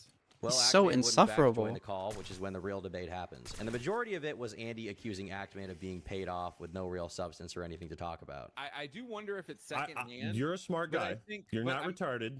Let's not insult both of our intelligences here, okay? If you genuinely think I'm being paid by Activision, you have never watched a single Call of Duty video I've made.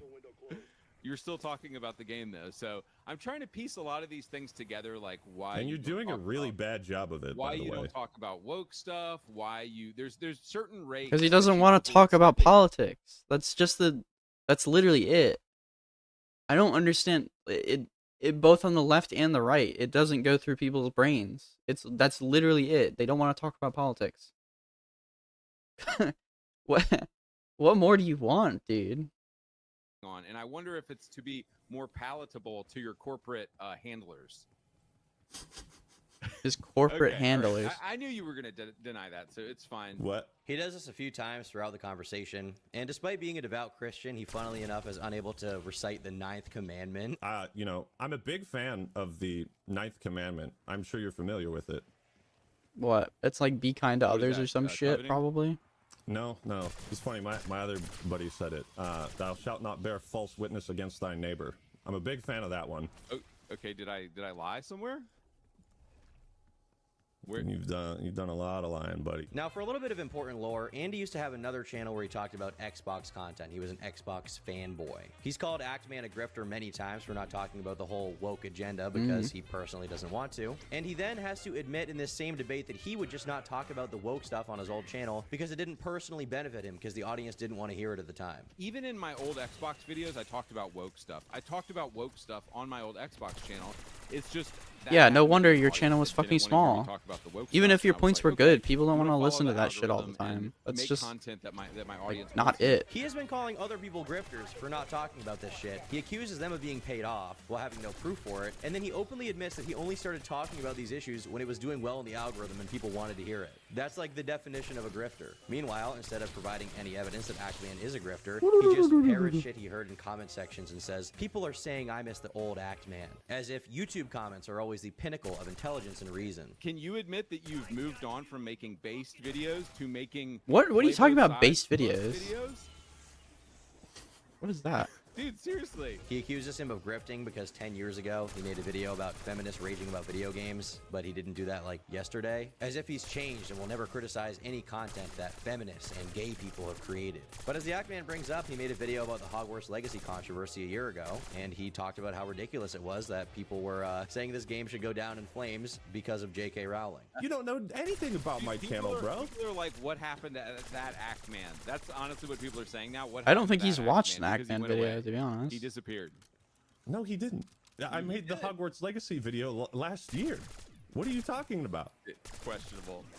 What questionable? What do you mean? That video's still on my channel. You can check it out right now. I'm telling you what the audience is saying about you. They're saying that you fell off. Yeah, the mysterious audience. Look like that much more of a grifter again, because he's just pandering to what the comment section says. If he was truly resolute in his beliefs and principled, which, regardless of whatever he thinks, I could definitely respect, he's just like, people in the comments are saying this. Who gives a fuck, you pussy? But this is not even the pinnacle of how disingenuous things get here. During the debate, randomly, like out of nowhere, he brings up how one random dude, keep in mind this is not someone that Actman knows, not someone he's friends with, not a moderator on his Discord server, not someone who has financial ties to him. He brings up how one random dude in his Discord server called someone a monkey. Funny that you bring this up because somebody on your server actually called a black person a monkey. It's funny that you bring up way. No. One person in my fucking Discord server said something racist once. Oh my god. Oh my god. He's so based. Are you for real, bro? Are you for real? Don't come at me with this fucking weak shit. No. And look, I will be the first person to say that there's stuff on my Discord that happens that I don't know about. My only point in saying this is that there's nobody more racist than leftists like you. Keep in mind, Actman never called Andy racist or sexist or homophobic. He didn't bring up anything from his Discord server, despite how desperate Andy was to be called a homophobe. Go ahead, dude. Do you want to call me homophobic now or later? I don't care about that shit, bro. I care about you being a fake. And that when the people find out who you really are, the leopards will eat your face. All right. Well, just know whenever you want to be like, oh, you're homophobic, I've got a response ready for you. So whenever you want to do that.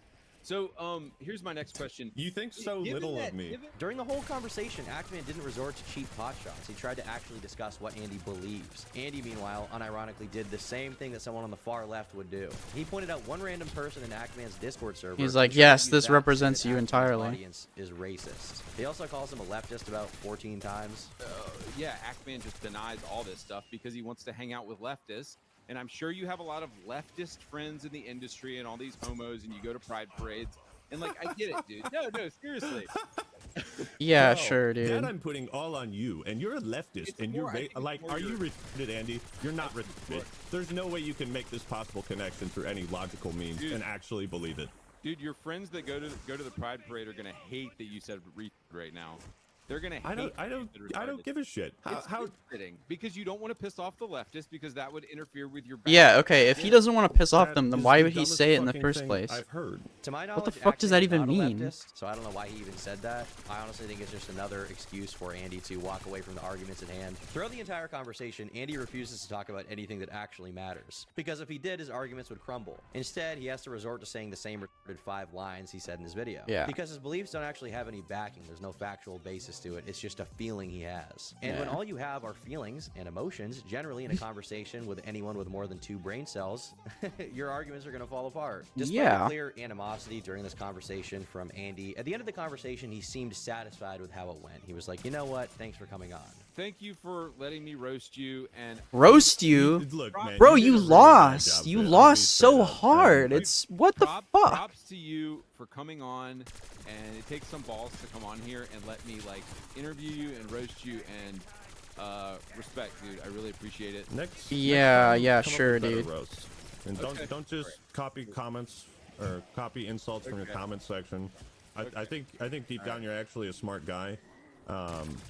And you're capable of. There's a lot to roast me on. I mean, yeah. You know. All right. I'll work on that. Bye, guys. Thank you. Yeah. But after the debate came out and people were roasting him, he tried to intimidate the Actman into not posting or talking about the debate or making a video about him. Hey dude, just wanted to tell you, I have no intent to make another video about you specifically. If you do end up making a video about me on your channel, what I would do in response is to do a well-researched video that brings up the many controversies you've been caught in the past. Quantum TV, I mean, Actman has been kind of a snake, I'm not gonna lie. That's something to like talk about. I'm honestly just ready for a ceasefire. I went into our little debate without fully doing my research. I had some fun, learned some stuff, ready to move on. But if you make a video directed at me, I will make one back. And it has a lot of. I don't think Actman gives a shit if you make a video about him. Who is such a badass, who calls other people beta males, who is arguing with facts and logic, according to him, is trying to force someone else to back down from a stupid internet drama by threatening him. I'm gonna expose you. I mean, what is wrong with this guy? He may actually have like a serious screw loose. I can't think of anything more pussy than trying to intimidate someone out of making a video on you. Other than maybe copyright claiming re-uploads of that same debate because you're too much of a pussy to handle people talking about you. Which is exactly what Andy did. He filed a copyright claim on Actman's re-upload of this conversation. What a People called him out on bitch. Twitter What for the this, and fuck? he said, "You're gonna be fine, Alex. Actman didn't just clip the interview, he reposted the entire thing. That's a clear YouTube violation. Cope though. First of all, this is just as much Actman's content as it is Andy's, considering they were both in the debate. I think some people are going to be like, oh, maybe he doesn't understand the copyright system. Andy just didn't know. That's so stupid. This guy's a professional Nah, he YouTuber. knows. There's no He knows what way he's to doing. understand the Come YouTube on. copyright system He knows and exactly screw what it. he's doing. But I wouldn't give him that simple much credit. re-upload of a debate, I mean, why would he do that? He's the Sure. base giga I channel. wouldn't be that charitable, Well, the reason rather. he did that is because this dude is insecure. He knows he looked dumb, and he couldn't handle it. He couldn't handle people making fun of him. The Yeah, same guy his who's arguments calling boiled other down people to you're a soilers is leftist, striking down you're a re-uploads of the debate where he leftist, looked you bad. have friends in the Thankfully, industry, community, you're you know, paid kind of off. corrected him a little bit That was with some literally all he useful said. information about copyright stuff, so hopefully you understand now, Andy. Between trying to intimidate the Actman out of making a video on him by threatening him with "I'll make an exposed video about you back," and Okay. striking down the actual debate and hiding comments on his own version of the debate, frankly, I can't think of anything more gay. To this day, this guy is still coping on Twitter. He's calling Actman a grifter. He's been spurging out at anyone who speaks ill of him. Diesel Patches called him out for being a giant pussy, and he then responded by thanking him for the free promotion and calling him a faggot and a cuck, and then he quickly deleted the comment for some reason. Because he was And like, needs oh, to that's a keep bad up look the for me. facade that is all together, that he's the badass guy. He's What the an alpha male. idiot. He doesn't even What care. an He's idiot. totally aloof. When of course he does care, he is not aloof. He is extremely ass mad at Why how did I this get a went for him Twitch because he looked dumb. notification? That's why even before the intimidation tactics or the copyright takedowns, he disabled the comments on his own version of the debate. He was upset that people were able to say what they wanted about him. He couldn't handle it, which ironically is his biggest criticism of the far left. And it's a valid criticism of the far left. They unironically support censorship. But here's Andy doing the same thing. This is supposed to be like a free speech guy, a badass who can handle it all. He's uncaring. He doesn't even give a shit. He's a warrior of truth. But when people make fun of him, he has a mental breakdown for everyone to see. Andy is not a unique case. Not every person from his political perspective acts like this, but many of them, like Synthetic Man, do. Although even Synthetic Man didn't do it to this great. Yeah, he wasn't quite like that. Not as Ultimately, bad. people like Andy, while they claim to be fighting for one political side, I mean, I can't see inside of his mind to know what's going on, but stuff like this. I mean, Synthetic Man at least tried to conceive arguments. And you know, Not in the that they were worst good case ones, scenario, he's but a I mean, he complete grifter who tried. doesn't believe anything he says. Either way, I think the title of this video is accurate. Andy Pants Gaming is unironically a sensitive little snowflake, and he's currently melting away. Anyway, thanks for Bruh. watching. Hope you enjoyed. Ooh, bye. That's a good. I think, you know, if we just got him in the gym, Boblax, if you're listening to this, if you want me to fix you, okay, I'll come out there. I'll teach you everything I know, everything I've learned. All right. We'll do it with Sam Sulek. We'll do a steroid cycle. It'll be excellent. Okay. It doesn't have to be this just way. call back into the stream. Do you know he's literally one Pikachu away from being Chris Chan? Wow. Eating mayonnaise off the palm of his hand. All right. Well, I feel like we've reached our conclusion here. All right. Good. You guys just I think the conclusion is like just going. He had a fucking meltdown. He keeps having meltdowns, and then he takes it back every time. He literally just did it. Okay, hold on. I'm gonna say this right now. He literally just did it. He pulled the mental health card yet again, after he fucking flipped out on people and called them a bunch of fucking snakes and shit, and then he constantly he's the one recording everybody's conversations and shit and then posting them to try to get points online like he's some kind of fucking hero for this shit. I don't understand what the and then he goes on Twitter and then he posts like a fucking long ass tweet. He's like, yeah guys, sorry, I didn't mean to do it. It's not my fault, guys. I was having an intense mental anguish. I couldn't deal with it. You have to forgive me and let me back on your podcast now. I hate Boblax. Boblax is a fucking dork. Wait. Oh wait, he left. No. He left. I want to ask him about his He boob left? stream. Hold on, I was inviting Silverback into the call. Wait a What the minute, hold on. fuck? Boblax left. The fuck? Dude, that's so So- fucked. Dude, Tom got dressed up to be on the stream and Josh just left and he can't come down now. That's Why so did he annoying. leave? Dude, I wanted Silverback in the call. This is so sad. Hey, do you want to show my camera real quick? I feel like kind of a fucking dumbass right now because I had this whole fucking bit planned. And now I'm What the fuck is this? He's I had a fucking bit planned, doggy. Okay, I had a whole thing. Dude. What the fuck? rigor mortis. Shit. I might as well just show some of it that I have here. Holy fuck. Nick, can you tell me to give him the 2,000? Shut the fuck up, Hayden. I was planning this. Okay. I had this fucking picture of him slandering Shipple Dipple. Dude. Okay. Oh This shit, this isn't important. Okay, what Pack a else do I Punch. have? I should have just dogpiled him. I should have just added every fucking person that hates him right now, which is the whole internet, to the fucking call. Like, what the fuck? I don't even hate him. I just had to be judge, jury, and executioner for DGG, but. I'm nothing. I was threatening him with my rocket launcher. Like I'm fucking. I'm nothing. fucking ringing his ass. Where the fuck is he? This is so stupid. Why did he leave? Did he leave the group? I played in this bit for like 20 minutes. Okay, come on. Dude, This is important. I apologize to the Turkey Tom Nation. All right, is he? Why did he leave? That was such a random, like, just because you said you were It's 'cause of joining. Keemstar. Because I was joining. yeah. He's like afraid of me, and I don't get it. Well, this is fucked up. Well, Keemstar, what did you want to say to Bo Black specifically? He wanted to personally hand me my $100. Dude, I want to talk to him directly. I want him to hear what I have to say. Like, this is some bitch shit, bro. You guys have his number, right? Text that fucker. Get him in here. Yeah, I don't know why he left. I mean, I'll let Tom or someone else, like, you know, talk for like 5 minutes, and I'll wait, and hopefully he comes. If he doesn't, then I'll just tell stream what I got to say.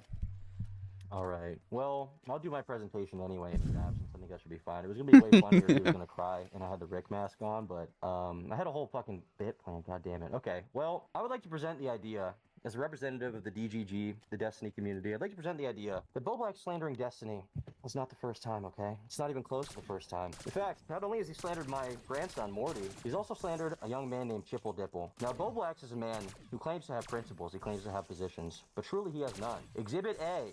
Okay, Exhibit A is very important. Now, the context behind this, let's give this a little read, okay? Let's give this a little read. It reads, the guy who called me a human parasite for making drama content sends poo pics to children on Discord. Little did Bo Blacks know that this actually was not the case. It was not even Chipple Dipple's hand. Bo Blacks was actually slandering someone over false allegations, and he did it out of convenience because he thought he could get away with it when Chipple Dipple was under a lot of fire on Twitter. And I'd encourage you to take note of the fact that the same exact thing was happening with Destiny. Destiny was getting a lot of shit. Bo Blacks didn't like him. He saw a false pedophile allegation that he knew was false, by the way, and he decided to push it. He can lie all he wants. He can claim, oh, you know, oh, geez, Rick, I had a little slip up. But I think we all know the truth. We all know the truth is that he's willing to slander anyone as long as it's convenient. If tomorrow he saw a false pedophile allegation about Keemstar, he would instantly be pushing it on his Twitter account because he wants to destroy him. He has no principles. He has no livelihood. He frankly has nothing. And I'd also like to kind of tap in here a little bit to go a little deeper, okay? I'd like to go a little deeper into the mind of Bo Black, because Bo Black is someone with a very fragile ego, and I don't think everybody understands this.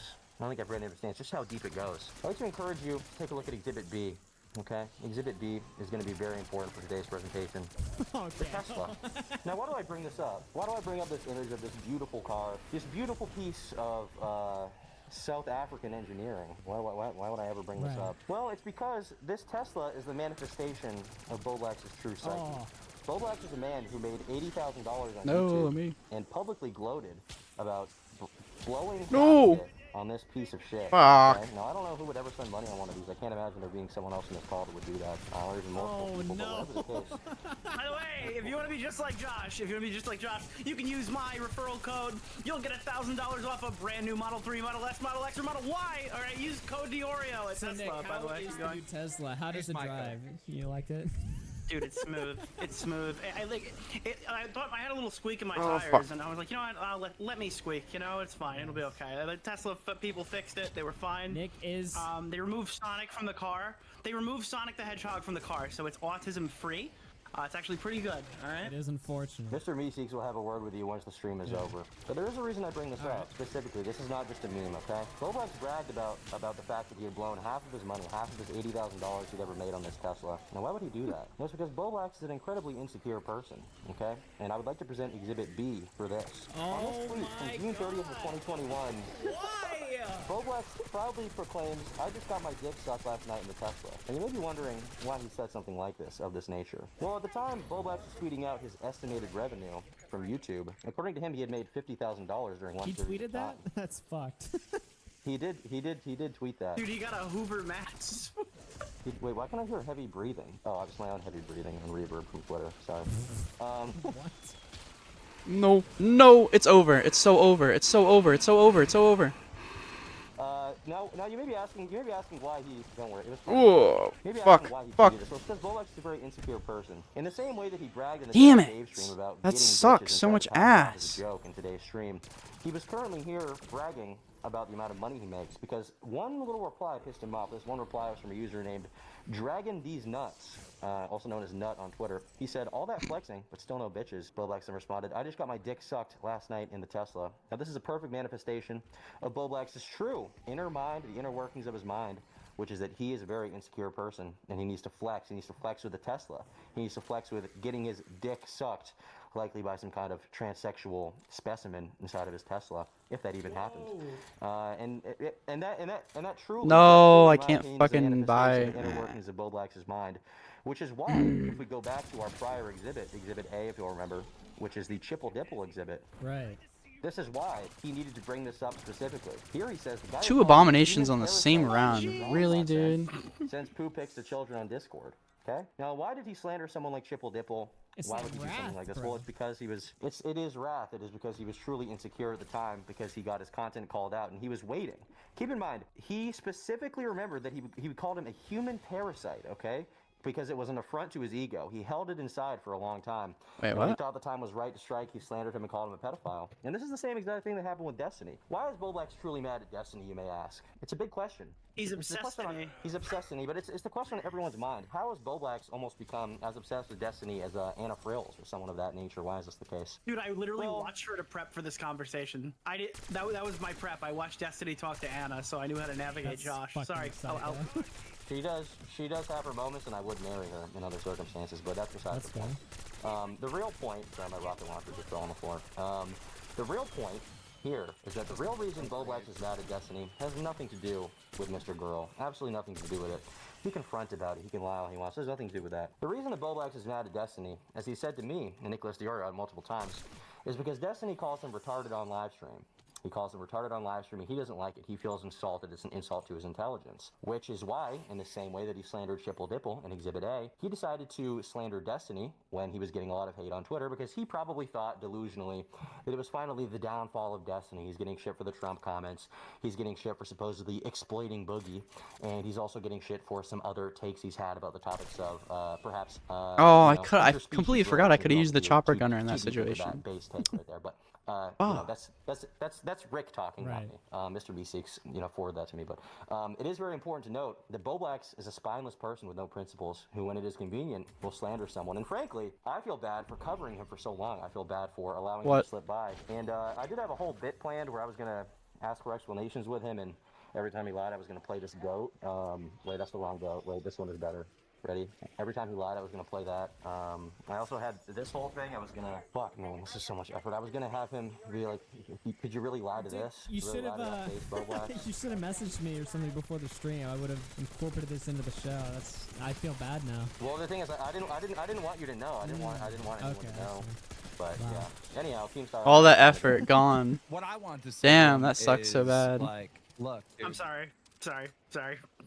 What I wanted to say to him is like, look, everybody knows now that you're a liar. You're a liar. You're a manipulator. You're basically a fucking con man. You don't stand for anything. You're a bitch. But the reason why he got away with this for so long is because I have autism. I'm a retard. Like, and he did it in this call. That's exactly what he did. Yeah. He did it in this call tonight. Every time he needs an excuse, he just pulls out another fucking medical problem for him. A fucking grown-ass man. He's almost 30 years old, all right? He's a grown-ass man. How many times did you hear that nasally little kid voice come out of him and, like, plays the fucking victim? And here's one thing that you guys are missing in all this, right? Here's one of the tells that he's always saying, oh, you need to archive everything. You need to archive it all. Listen how he talks about his show, Twitter Spaces, and how everything has to be archived. You guys don't get it. He's been recording your fucking private calls this entire time. He has a fucking hard drive of every conversation, every fucking, throughout the years. How did his YouTube career start? By archiving Keemstar streams. He's obsessed with archiving. He is a fucking weirdo. So don't just, give him any ideas. Now I'm starting to get scared. No, he has it already. Damn. He has it. Any call you've ever had with him, He's like commentary Milo. He has a hard drive. He's about to just drop it all. Just so you know. Damn. And I don't know. I think that's pretty much it. And he has no identity. And that's why he's like caught in the spot that he is right now, because he has no idea who he is. He's so obsessed with faking who he is and trying to pretend to be certain people. Even now, he's like sitting there doing calculations. How do I respond to this where I'll get the least amount of hate? Like, that's all he's constantly doing. And that's why he gets caught in lies all the time. Yeah, well, I mean, I would have enjoyed listening to him talk to you or whatever. What was but- that? What? Who played that? Oh, if Nick's playing sounds, I have it muted. I didn't do that. I was That was I was in the middle of so No, fucking I did dead. not. I did not play that. I did not play that. That wasn't me. Well, it definitely wasn't you, because I have the soundboard I was muted. putting this and in I didn't hear chat. shit. I was pulling this in chat, dude. It was valuable information. Is that new tipster tweet? Why wasn't he checked long ago? Because, oh, he's the weetard. He's got autism, so no one cares to check him. Why now? Why did it matter now to check him? That's what I'm curious Well, about. Keem, you think that he's going to get a pass, like everyone should just be chill with him in like 2 months. Is that still your theory? Yes, he'll be doing just fine. You think he'll be back to streaming with the boys or whatever? He'll be Yeah, just doing I his mean, thing? I think that's pretty much almost what happened. They almost want him on, ironically now at this point. Not ironically, Eventually, it's going to be like, oh, because of this, they want him on, just because they know what he is now. He manipulates everyone. It's the same result, but for a different Were you, reason. like, hitting him for like, bro, you're lying. You're publicly lying. Like, you have a whole career on exposing people that are lying and doing bad stuff, and you're doing it not just in private, but publicly, right? And he's laughing. He's like, he literally tonight in this call. Yeah. was just, ha, ha, ha. Look, there was like, I threw in a couple jokes in there, like the Kaban Armani 456 thing or whatever, right? I noticed like chat really did not like that, and I was like, come on, we gotta have some fucking fun with the fucking story, right? But I didn't like how just consistently, like, he was almost acting like this whole stream tonight was just like a big meme or a big joke or something like that, right? Like, I don't necessarily think what you're saying, Keem, is true. I think this community, in a large part, is probably done with him, especially after tonight, just because I did not expect him to, like, just lie that blatantly so many fucking times. Like, it was actually, like, insane to me, right? But it seems like he kind of thinks, or at least based on how he was talking in the stream tonight, like, he was kind of thinking, like, yeah, you know, I'll just laugh my way through it or whatever, right? And it's like, look, I can laugh, but I can also examine, like, objective reality, and it's just like, he's not telling the truth. He's not being truthful about situations, and he just doesn't get it. He's out of it. I mean, I don't know. Augie, he's in here. He starts the call saying, like, yeah, I admit that I was wrong before I started this call, and yeah, I was totally wrong. And then you read the tipster thing, which tipster is laying out the same shit that everyone Tipster destroyed him. Which Boblax already admitted that tipster was right before you even read the tipster. Yeah. Because he already admitted he was wrong in all these areas. Then you read it and he gets real defensive, and all of a sudden it's, oh, tipster's lying, or tipster's way worse, or you know what I mean? It's like right there was like clear as day manipulation that he was pulling on everyone. What he should have done in that response to tipster, he's like, damn, I hate that tipster got a W here. He's right. I've been fucking Well, yeah, up. exactly. It doesn't matter who Tipster is, or how much of a liar he is, or how much of a fucking pedo he is for defending the lolly stuff. None of that shit matters if what he's saying is still objectively true about Boblax in that situation, right? It's like, you can sit there and say, well, you're a hypocrite and you're a bad person. Okay, but what he's still saying is still fucking true. It's still accurate. What Tipster wrote about Boblax last night was completely 100% brutal. And if Tipster is, like, spitting truth about you, holy shit, dude. Like, you need to, like, fucking reevaluate your whole fucking life. Like, if Tipster's ever giving you a solid, definitive, brutal reality check, it's fucking over. Like, you've reached rock bottom. Like, I don't know. It's fucking wild. Yeah. I think ultimately, you guys eventually will forgive him. And you'll be cool. Well, I won't. I haven't particularly loved Boblax for a long time, but just kind of been, you know, out of respect to Augie, and, you know, out of respect for the fact that it just wasn't worth dealing with if he wasn't doing anything particularly bad at the moment. It was like, whatever, you know, why even deal with it? But He's just useless, and you can't even count on him to not record private well, shit. that's like the biggest thing, He yeah. doesn't know. I think a main thing, like just on the personal side, forget the career and all that, he doesn't know who he is. He has no idea what his fucking identity is. All he knows to be true, because he's such a phony 24/7, all he knows what to be 100% true is Sonic is awesome. That's about it. That's his only idea. Which it is. It's just frustrating that it's not even the private shit being leaked that I care about that much, because I think there is some, there are like, you know, exceptions you can make for when it's justified to leak something. I don't like the fact that he has no real like beliefs or convictions, but he'll still like tap in to defend people. You know, he has Twitter verses where he's like impartial, and that can be fine, I guess.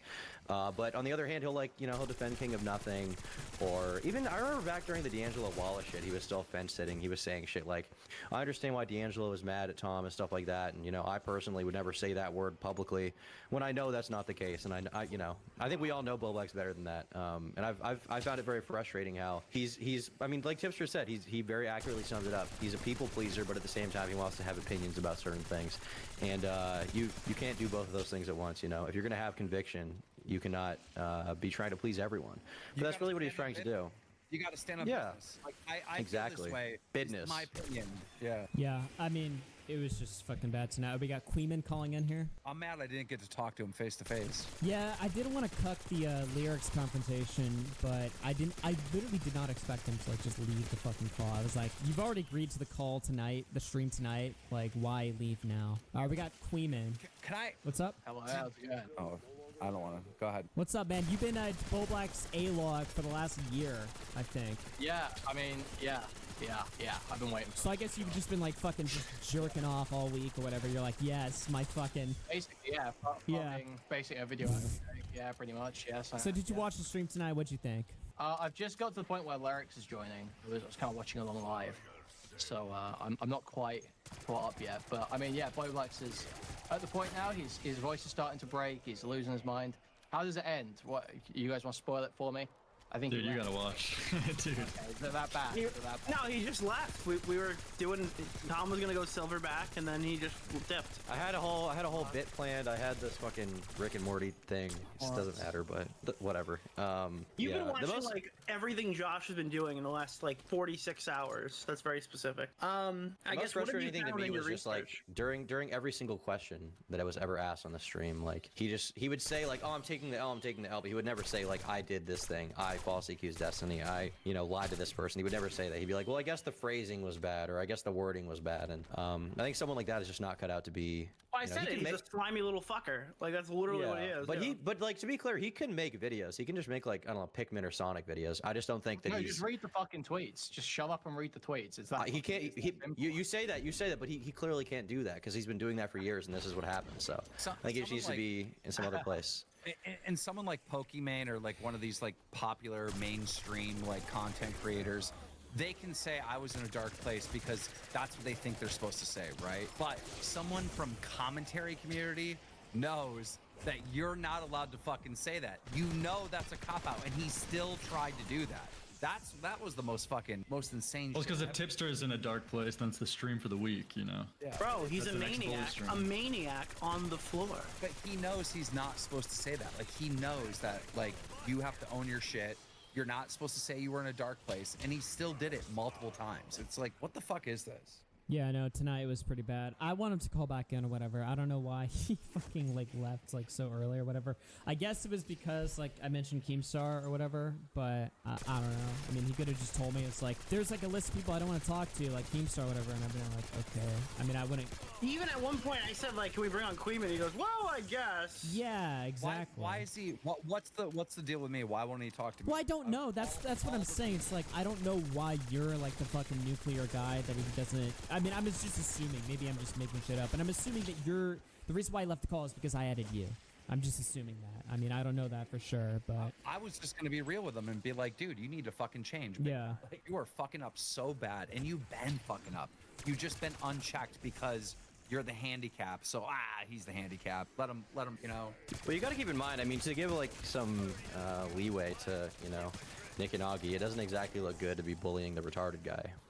For no matter what the reason is. No, I was worried he was gonna ult tonight and just act depressed the whole time. That was my biggest fear. I was gonna get on and he was gonna cry in the first 5 minutes, and then I had back in the day, Nick did get a decent amount of shit for the Let Me Speak. A decent amount, a ton. There were Yeah, there were people in the comments of that stream being like, Nick is just jealous. That was the narrative. I was getting shit for it last week. I spoke to him once last week, and I was getting the exact same shit. The whole, oh, Poor Bobby, poor Bobby. Yeah, He's and like the thing is, like he is autistic. That is a factor in why he does this shit. But like this isn't, you know, the commentary community is not a fucking mental hospital. It's just not. Yeah, and it's fine to be like retarded and like fuck stuff up once in a while, but if you're like retarded and like a real nasty piece of shit as well, it's like that's a really bad mix, and someone has to just eventually turn around and say It's literally just like, the you gotta take the fucking elephant. stop. Like you look back at every controversy in retrospect with a new lens. The 2020 boost stream, it's the recent Destiny thing, maybe even back to the Instagram wake up like 2019 is Call of Tommy. It's always just inability to take the L, yet claiming he is. Just like the lying, manipulating stuff is just like over the fucking top, and like the recording the fucking call of lyrics just shows Damn. like Snake to the audience. Not to mention Yeah. all the shit, like he'll tell one person one thing and someone else the other, and both people think that Bo Blacks is on their side. And he's Can I just say, I was asking him, I have no idea what this guy What the does. frick? Dude, he could not answer what he does in his spare time. What the fuck No, he was told that? you, you know He told you he cleans, dude. No, but he told me. Nintendo games, and He told me that he was off the internet, and his example was I was doing my taxes. I think he's addicted to gooning, which is why I've been selling these hats. It's just out of respect for Boblex, but I think got one on the way. he is generally he's probably jerking off all day. Who knows? You know, if someone can't answer what they're doing, it's probably not something good. So it's either jerking Dude, off, I'm looking for help. smoking weed, or gambling. You know, I'm looking for help for a guy roll who's the been dice there. offline for fucking a year, and I go, dude, what are you doing? You're like, you know, yeah, I guess I went He to the gym. draws. Yeah. He's done. Okay, Dude, the he gym thing is a draws. fucking lie. I've seen him in real life attempt to do one pull-up. He could not make it halfway. Really? Right? I don't want to hear that he goes to the Bro. gym. Yes, you were there. I think. I don't want to hear any of this. And his explanation was like, I have low bone density, and I was like, bro, come on. Like, is everybody's takeaway that he's doing nothing to better himself at all after this meltdown? He's Like, gooning. He's doing jerking nothing. off right now and crying. Bro, he couldn't get a therapist appointment in fucking 2 months, dude. That's Canadian healthcare, bro. You gotta go to America. No, but you could pay for someone though. Yeah, I don't That's know only why for a poor people. You could 300K pay star for one, you get YouTuber one is tomorrow. Like, yeah, why is he on public healthcare? What's Yeah, that makes no sense. Money? Just go. He could have got one at any time. Psychiatrist. Yeah, but how tight is he cutting on his mortgage payments? Jeez. Yeah, I don't know. Where did his money go? Tesla. Weed. That's not that much money. He spent, the thing is, he had 80 grand, and he spent half of it on a Tesla, right? He spent half of it in cash on the Tesla. He didn't even want car payments. He just could put. He So got who a knows house, how he taking a spends the mortgage rest? payment now. Yeah, who fucking knows where his money goes? Yeah, but Probably if to you make fucking 80 lube. if you make 80 grand and you spend half of it on the Tesla, the other half goes for taxes. So he has nothing. Yeah, there you go. Yeah. Jessica's in the chat says, especially in Canada, Tesla, weed, and Uber Eats. Like it's probably just that. I don't even know. It's probably just some. He has a very Woo! Opal, You know, he's yes. got a very Opal, plump belly, baby. I would describe it as, and some thin arms. So once again, I mean, I think, you know, if we just got him in the gym, Boblax, if you're listening to this, if you want me to fix you, okay, I'll come out there. I'll teach you everything I know, everything I've learned. All right, we'll do it with Sam Sulek. We'll do a steroid cycle. It'll be excellent. Okay, it doesn't have to be this just way. call back into the stream. Do you know he's literally one Pikachu away from being Chris Chan? Wow. No, for Yeah. real. No, actually. No, Yeah. he's weird, and he like wants to be weird. There's no like normal people as his heroes. He's not striving to be normal. Damn. That's just. I have a hard time arguing with that. Augie, we don't know about your take. You've been away though. You said you had a private call hours prior to this boat with No, Bo I didn't have Blacks? a private What call. happened? I had a private conversation with him in DMs or whatever, right? And it's like, basically, like, you know, because I tuned in last week to the stream that he did, like the lyrics bully stream, and I was like, what in the fuck am I watching? I genuinely think that is like the worst live stream I've ever seen in my fucking life, right? And so I was. Dude, you know what's the best part? He released us a stream. So when he was showing like 90% my stream clips, you couldn't even skip ahead. You just had to suffer Yeah, through like and the I'm entire just thing sitting there, I'm like, live. so he's just playing clips of you owning him and accurately describing what he is, right? Oh, With no no, commentary. I'm dude. like, where the fuck is he? Like, literally, Nick called me halfway through while I was watching. He's like, dude, do you think Boblax like killed himself because he's not talking or whatever? And I'm just like sitting there. I'm like, bro, like, what the fuck is this? Like, I don't think he did that, but like, where the fuck is he? Where the fuck is he? Right? So I'm watching this stream, and then afterwards, after the stream's done, I'm sitting there thinking, I'm like, okay, I either ghost this guy or I message him, right? So I message him or something, And I will admit, I did message him, telling him like this stream was a fuck up, it was a failure, whatever. I did give him some legit advice. You know, I've known, and I know people say, oh, sweet, fireside chat, whatever. Look, I've been friends with this guy for like fucking since 2019 or 2018, I think, actually, right? So it's like, you know, I do feel to some extent like, damn, like I do feel like that sense of sorry for him, right? Where it's like, bro, what the fuck are you doing or whatever, right? So I messaged him a bunch of advice or whatever on what to do, including telling him like, just apologize to Lyrics, just admit that you know, completely fucked up there or whatever, right? And then he just resulted in just telling me a bunch of lies about how, oh, he wasn't intending to fuck over Lyrics. It was actually just, oh, he was just shopping the call around. He did the same shit he did tonight, right? Where he was just, I was just sending it to some people to ask their opinions on what they thought of this call or whatever, right? And I'm like, no, you're fucking not. Because I just talked to fucking Connor, and he has DMs where you're saying that you're gonna fucking stream the call. And like, from the beginning. Like, this was always your plan from the fucking start. So you record people that go, you know, that come to you or whatever, right? Giving you legitimate, offline, off-stream advice. You record them when your ass gets mad, right? Because he claims that, oh, I got mad at Lyrics because he talked to Queeman or whatever, right? And I'm like, okay, doesn't Nick talk to Queeman too? Aren't you just like justifying like why you're now allowed? It's even before that. Yeah, I'm just saying, like, if it was all about Queeman, aren't you just justifying like how you can now fuck over Nick or fuck over me or fuck over anyone else that ever talks to somebody that you personally don't fucking like? Like, that's the worst justification of all fucking time, right? And that tells me that you can justify being a snake at any point, no matter what. No matter what's going on, you can justify being a snake, recording people, leaking their shit because they fucking make you mad. So I'm sitting there and I'm just like, damn, bro. And I still felt sorry for him. He lied to me immediately. I called him out on those lies and he immediately backed down. He did the same shit he did tonight on stream where he's like, oh, I'm sorry. I'm not trying to lie to you. I'm not trying to do this or whatever, right? And it's like, but you just did. Don't tell me you're not trying to lie to me. You just did. You just lied. The lesson is, don't call him the M word, okay? If you call him manipulative. If you go back through his history, through all his controversies, you'll see the same exact thing forever, right? The only difference is most of the time people don't care. They're like not really listening to him. He's saying shit, but no one cares enough to actually listen to what he's saying. You know, you just get bored. Isn't that like the time that Boogie told you guys in March that he lied about his cancer and nobody realized it in the call?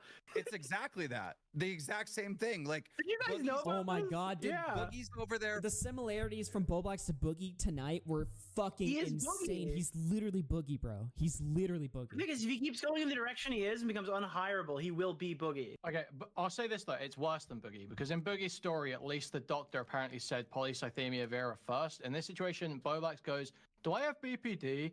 Yeah. I don't know, maybe. And he's like, guys, I'm diagnosed with BPD, okay? Guys, this is why I've been freaking out at you all. Let's all just forget about this now, okay? Take down those posts. Like, yeah, you're right. Oh my god. Right. Yeah. Well, I gotta go, but I do have 500 Boblax plushies that I'm gonna sign and sell. I got mine, dude. I got fucking mine. Yes. I got I want a Keemstar signed one, and let's say I told you so in your thing. You probably have like 495 because Chris the Narc threw a bunch in the trunk of my car when I was at your house. Sorry about that. Shit. Yeah. Anyway, and then I'm gonna get out of here too. Augie, good to see you back to Hell yeah, streaming. bro. Hope you continue doing Thanks, it. man. Very, very. Damn.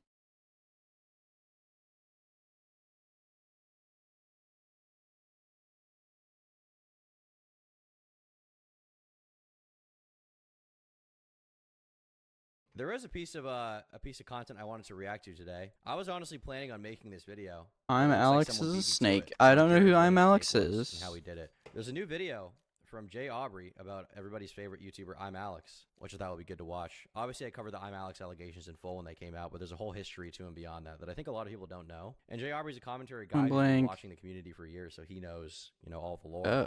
Okay. So I'm pretty excited to see everything he has to say about him. I feel like generally Jay Aubrey does a pretty good job with his videos.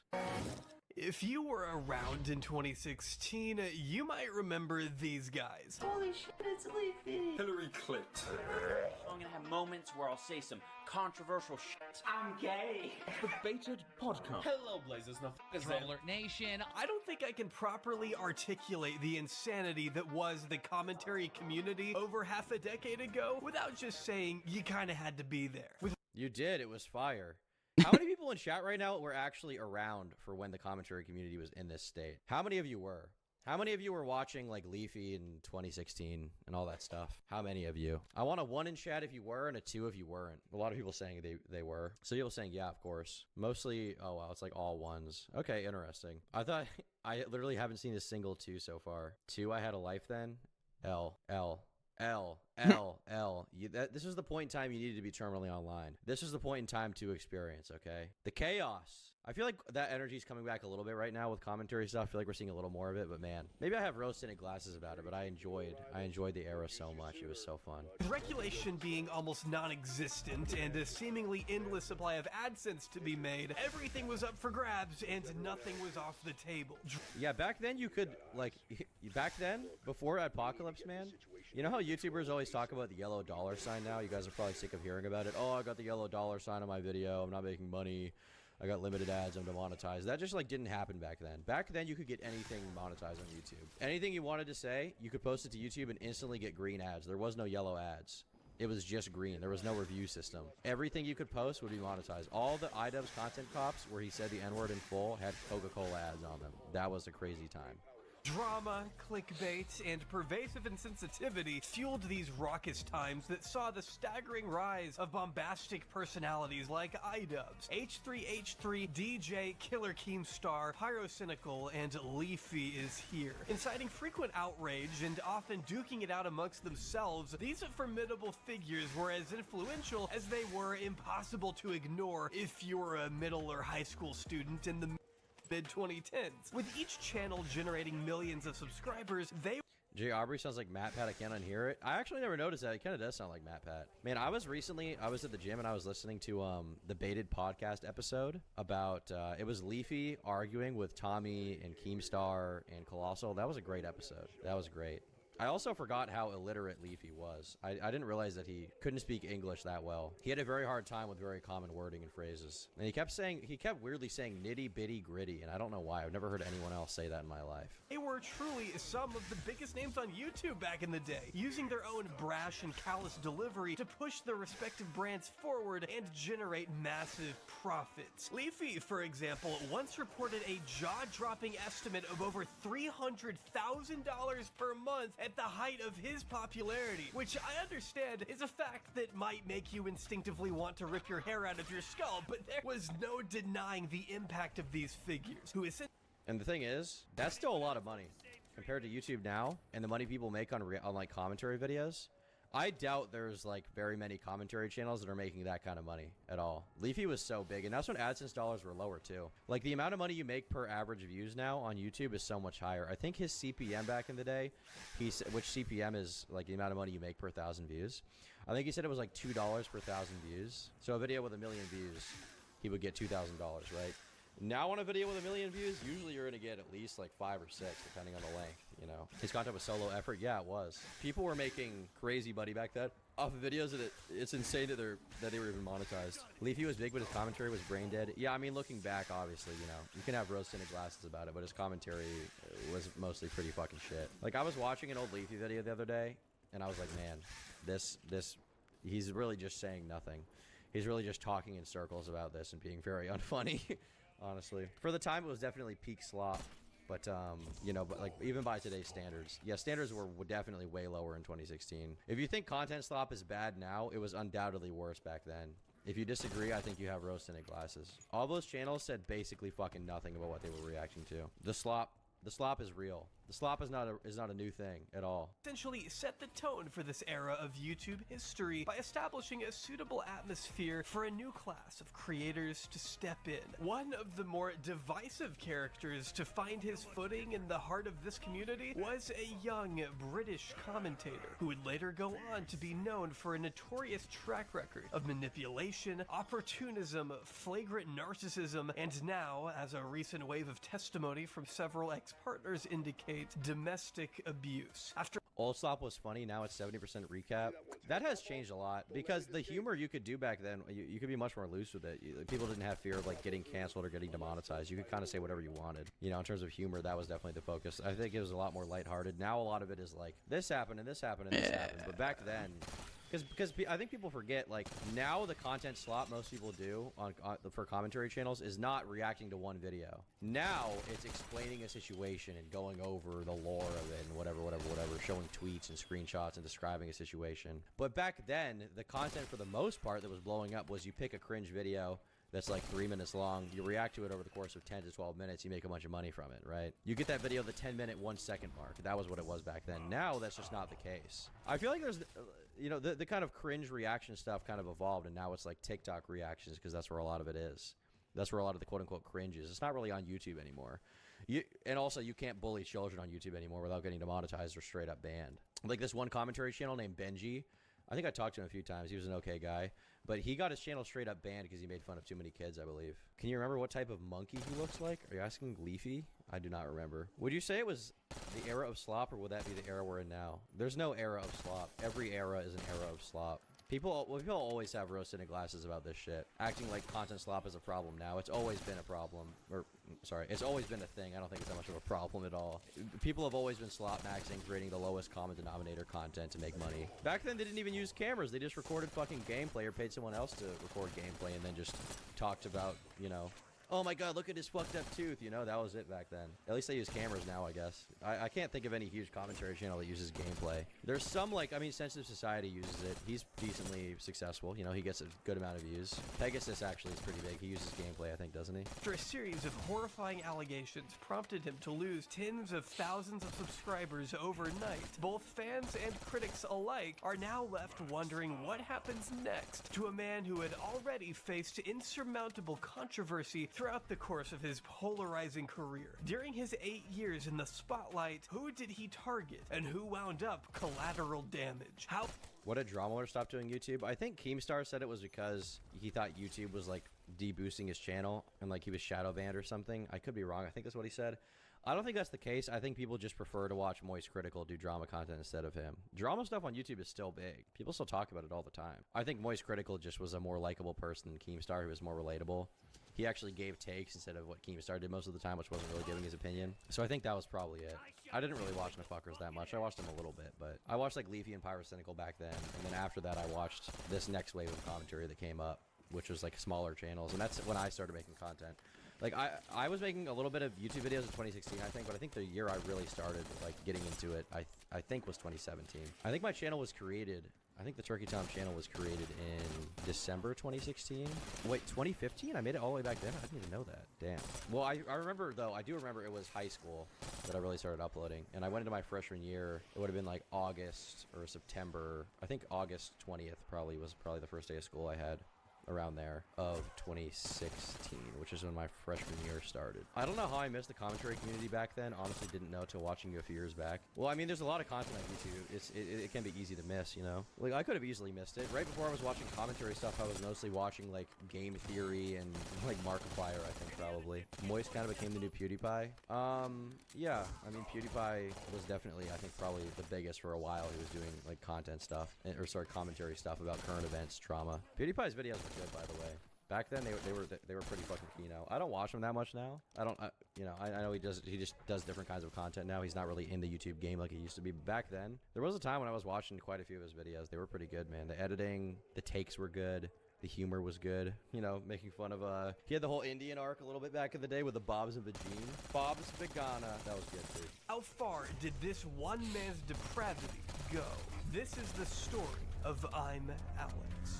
Hello everyone, I'm Alex. Meet I'm Alex. I'm Alex. I'm Alex. Hello everyone, I'm Alex. I'm Alex. Is that my voice? During his 8 years in the spotlight, who did he target and who wound up collateral damage? How far did this one man's depravity go? This is the story of Hold on, listen really closely. I think that was me. I'm Alex. Hello everyone, I'm Alex. Meet I'm Alex. I'm Alex. That was me. That was literally me. That voice was that. Meet I'm Alex. That was me back then. That was me in like 2017, probably, maybe 18. That was me, bro. That was me pre-voice drop. That was me, gangsta. I'm Alex. Hello everyone, I'm Alex. I'm Alex. Hello everyone, I'm Alex. Hello everyone, Alex. I'm Alex. Man named I'm Alex. I'm Alex. Whoa, that's me.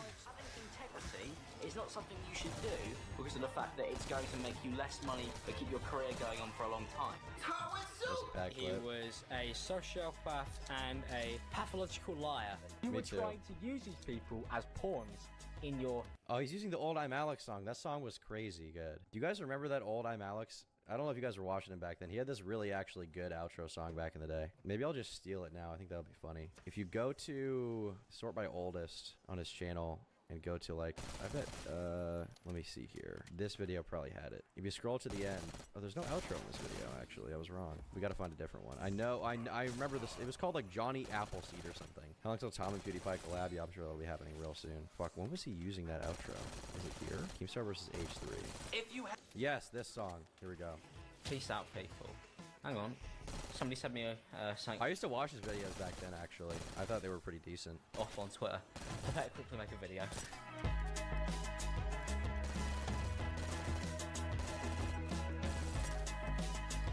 I like that song quite a bit. That was good. That was content Kino. I made that? Nuke, did you make the song? Or did you make the art? I got you? What do you mean I got you? You made it? Or you made the... What did you make? I said the song or the art, and you just said yes. What does that mean? Nuke, what does that mean? You made the song? Did you? Is that real? Did he credit the song? Looks like he didn't. He's trolling. What actually... Is the song name even here? Doesn't look like I can find it. I'm Alex outro song. What is it actually called? Andrew Applebite, bite your lips. Old account. Nukes, can you make me a song like this? Can you make me a silly song? I like this song. It gets me going, dude. I'll pay you to make a song like that, okay? I got. Oh, frick. I forgot I actually had to buy the thing. Quite a bit. YouTube game. No, there's something about I'm Alan I'm not too keen on. The situation for British YouTube I'm Alex is getting worse and worse. Just shoot me an email with the gram or something like that. We'll do it, okay? I'm Alex. I am Alex. I'm Alex. Alex is a complete asshole. It all started when I'm Alex had 0 subs and he started sucking off Colossals. 20 bucks? Okay, sure. Shoot me an email. Crazy. I love you, Colossal. Colossal, you're the best. I love you. He ends up making I'm Alex a mod in his Discord. Introduce yourself. Let them all know. Hello, everyone. There you are. He did it. He did it. All the people that he $20, okay? Where he is today. He's not friends with Clown. He's not friends with Zaptype. He's not friends with the Hot Wet Soup. Nothing weird's going on. He's not friends with Pyro. Everything might not quite be what it seems. Scary. Dude, his look now is so fucked. He looked way better back then. He used to stop that. That's like the fucking... That's almost as bad as the old Tom look from like a year ago. When I was not shaving at all. When I had the crazy long hair. When I was letting the moles on my face grow the hair out of them, which does happen. It was nuts, dude.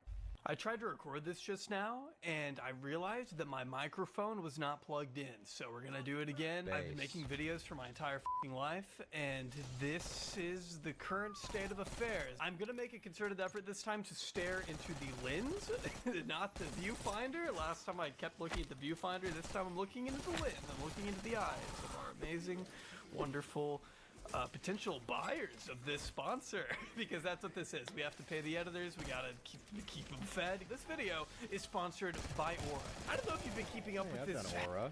Great product. Don't use his code though, use mine. Never use someone else's code, only use mine. Let it be known. I didn't know he put his face in his videos. Jay Aubrey, by the way, I have met him. He's a very nice dude, okay? Very nice guy. He's a cool dude, okay? I like him quite a bit. He's such a soy boy. Yeah, but he's my soy boy, okay? He's my soy boy. Leave him alone. I have Aura True. Your nightmare. Your name's a nightmare. Alex, have you seen Twitter recently? What do you mean Twitter recently? Look. No, Danny. Alex. Danny, no. No, how have they found this? Alex Elmsley was born in Hertfordshire, England on February 1st, 19... Hertfordshire, England. Once again, let me reiterate. I will belabor this point, because I'm using the term belabor so much today. I will belabor the point that every name in England is retarded. Every name in England is retarded. And unfortunately, that extended to the United States, where we decided to name every town here after a town from England. That is a terrible idea. We should have named it like Money, like there should be like Money City or like Base Town or like Freedom Town, something like that. Instead of like, what is Boston? What is Boston? What is that? New York? Oh, Old York? Cringe. Thanks for the raid, Mike. 1999. Creating the I'm Alex channel all the way back in 2013, Alex has admitted himself that this wasn't his first attempt at making it big on YouTube, going through about 7 different channels before finally seeing some success in the form of a couple thousand subs thanks to his FIFA gameplay. Alex was able to bring in a humble but steady income from this hobby, taking great pride in his achievement as he much preferred making videos to working at the local Tesco. But once the FIFA community saw a decline in popularity, Alex's growth came to a standstill. After a brief taste of success, Alex's channel was dead in the water, which he admittedly took pretty hard. And I was very sad, because YouTube is something that I've been doing forever, and I never thought I'd ever see any success from it. So to have a glimpse at that, and then have it taken away in such a quick period, at a time where we all thought we were going to be doing exceptionally well, was genuinely devastating. Devastated emotionally and hemorrhaging subscribers by the day. It's a very common thread that a lot of YouTubers who make commentary videos did something else before. I, for the most part, was always making commentary videos. I kind of started with commentary and then deviated and then went back. But for a lot of people, like for I'm Alex, he did FIFA and then did commentary. For Cody Co, he did like Vine and then went to YouTube and he did commentary videos. And I mean, it makes sense, right? If you make commentary videos, you can kind of more easily get attention on your stuff and quote unquote doing original content, you know? Not that there's not good commentary content or something, but when you do commentary, you get to put a famous person's name and face in the title, which makes people who hate that person want to click on it, or makes people who like that person want to click on it to see what you have to say and defend them, or maybe come around to, you know, the point that you're making. A lot of people who do commentary stuff just started with something else and then just fell into it because they realized, like, why would I not? You know, it's a super simple format that I feel like I can do. And most people who do it, it doesn't really work out, but for those who do, it pays off in a very big way. Alex felt directionless. He abandoned content creation altogether and ultimately pulled away from his friends and school, which was threatening to expel him for his lack of productivity. But sure enough, his dying channel proved not to be entirely useless after all. In fact, it's what ended up changing his life in the end. They said, hey Alex, now... Alex has a severe lisp. It's the most unbelievably upsetting, unnerving thing I have heard. How people ever put up with him in the past is completely alien to me. Those people must be subhuman. Well, I'm one of them. His lisp isn't that bad. There's certain words that he definitely, fucked up on, but like most of it he's fine. There are certain words that it is disturbing. He does have a rather large tongue. I remember that was a meme back in the day. He had a really, really long tongue, and that's why he has a big lisp. His tongue is too big for his mouth. Hawk Tua, by the way. But I don't think he lisps on every word. He kind of has an average British person inability to pronounce the letter S. British people inability. You've got like 4,000 subscribers. Quite clearly, you can do stuff. The modest sum of Like when he said stuff there, he didn't have a lisp on it. It's certain times it affects him. 4,000 subscribers he had amassed was more than enough to convince his academic advisors to keep him enrolled in a media course. And from there, Alex saw new potential for his discarded passion. Throwing himself back into YouTube, Alex vowed to revive his channel by uploading a new video every single day. But he was pretty young when he blew up too, because keep in mind, college in the UK is not like college in the United States is like 18 to 21. College in the UK is like 16 to 18, I believe. It's college is like the last 2 years of high school in the United Kingdom. So I think he was like 17, maybe 18 when he was really starting to blow up on YouTube. So he was a pretty young guy to be making it. But leaving FIFA in the dust, Alex looked towards a brand new opportunity on the horizon: commentary. And I stumbled across the commentary community. Just a group of people who seem to be pretty real, who would just talk about YouTube in a way that most... Pretty real? Yeah, that's very ironic. I think that's probably not true at all. Good cope, though. Commentators are the most real guys in the game. Most people never talked about YouTube before. Alex's first major boost came from a video he made on the infamous battle between iDubbbz and Leafy, notably thanks to a retweet from... Would you be interested in me producing some ambient tracks to your videos? No payment, you just want to get some exposure? Yeah, shoot me an email. We'll talk about it. From Ian, which shot his channel up from a stagnant 4,000 to 10,000 subs literally in one. I forgot that iDubbbz shouted him out. Was it in a Content Cop video? I didn't even wait. Does he say which video it was? Oh fuck! I gotta go. And from there, Alex saw new potential. All right. Discarded passion. Throwing himself back into YouTube, that's what. Alex vowed to revive What Opal won gold today? That's not bad. That's literally the same microphone I have, AT2020 USB with the I don't same think it's that filter. Bad. I don't video know. every single day. But leaving FIFA in the dust, Alex looked towards a brand new opportunity on the horizon. Horizon commentary. And I stumbled across the commentary community. Just a group of people who seem to be pretty real, who would just talk about YouTube in a way that most people never talked about YouTube before. Alex's first major boost came from a video he made. Alright, I'm gonna head out. iDubbbz and Leafy. Notably thanks to a Bye-bye. retweet from Ian, which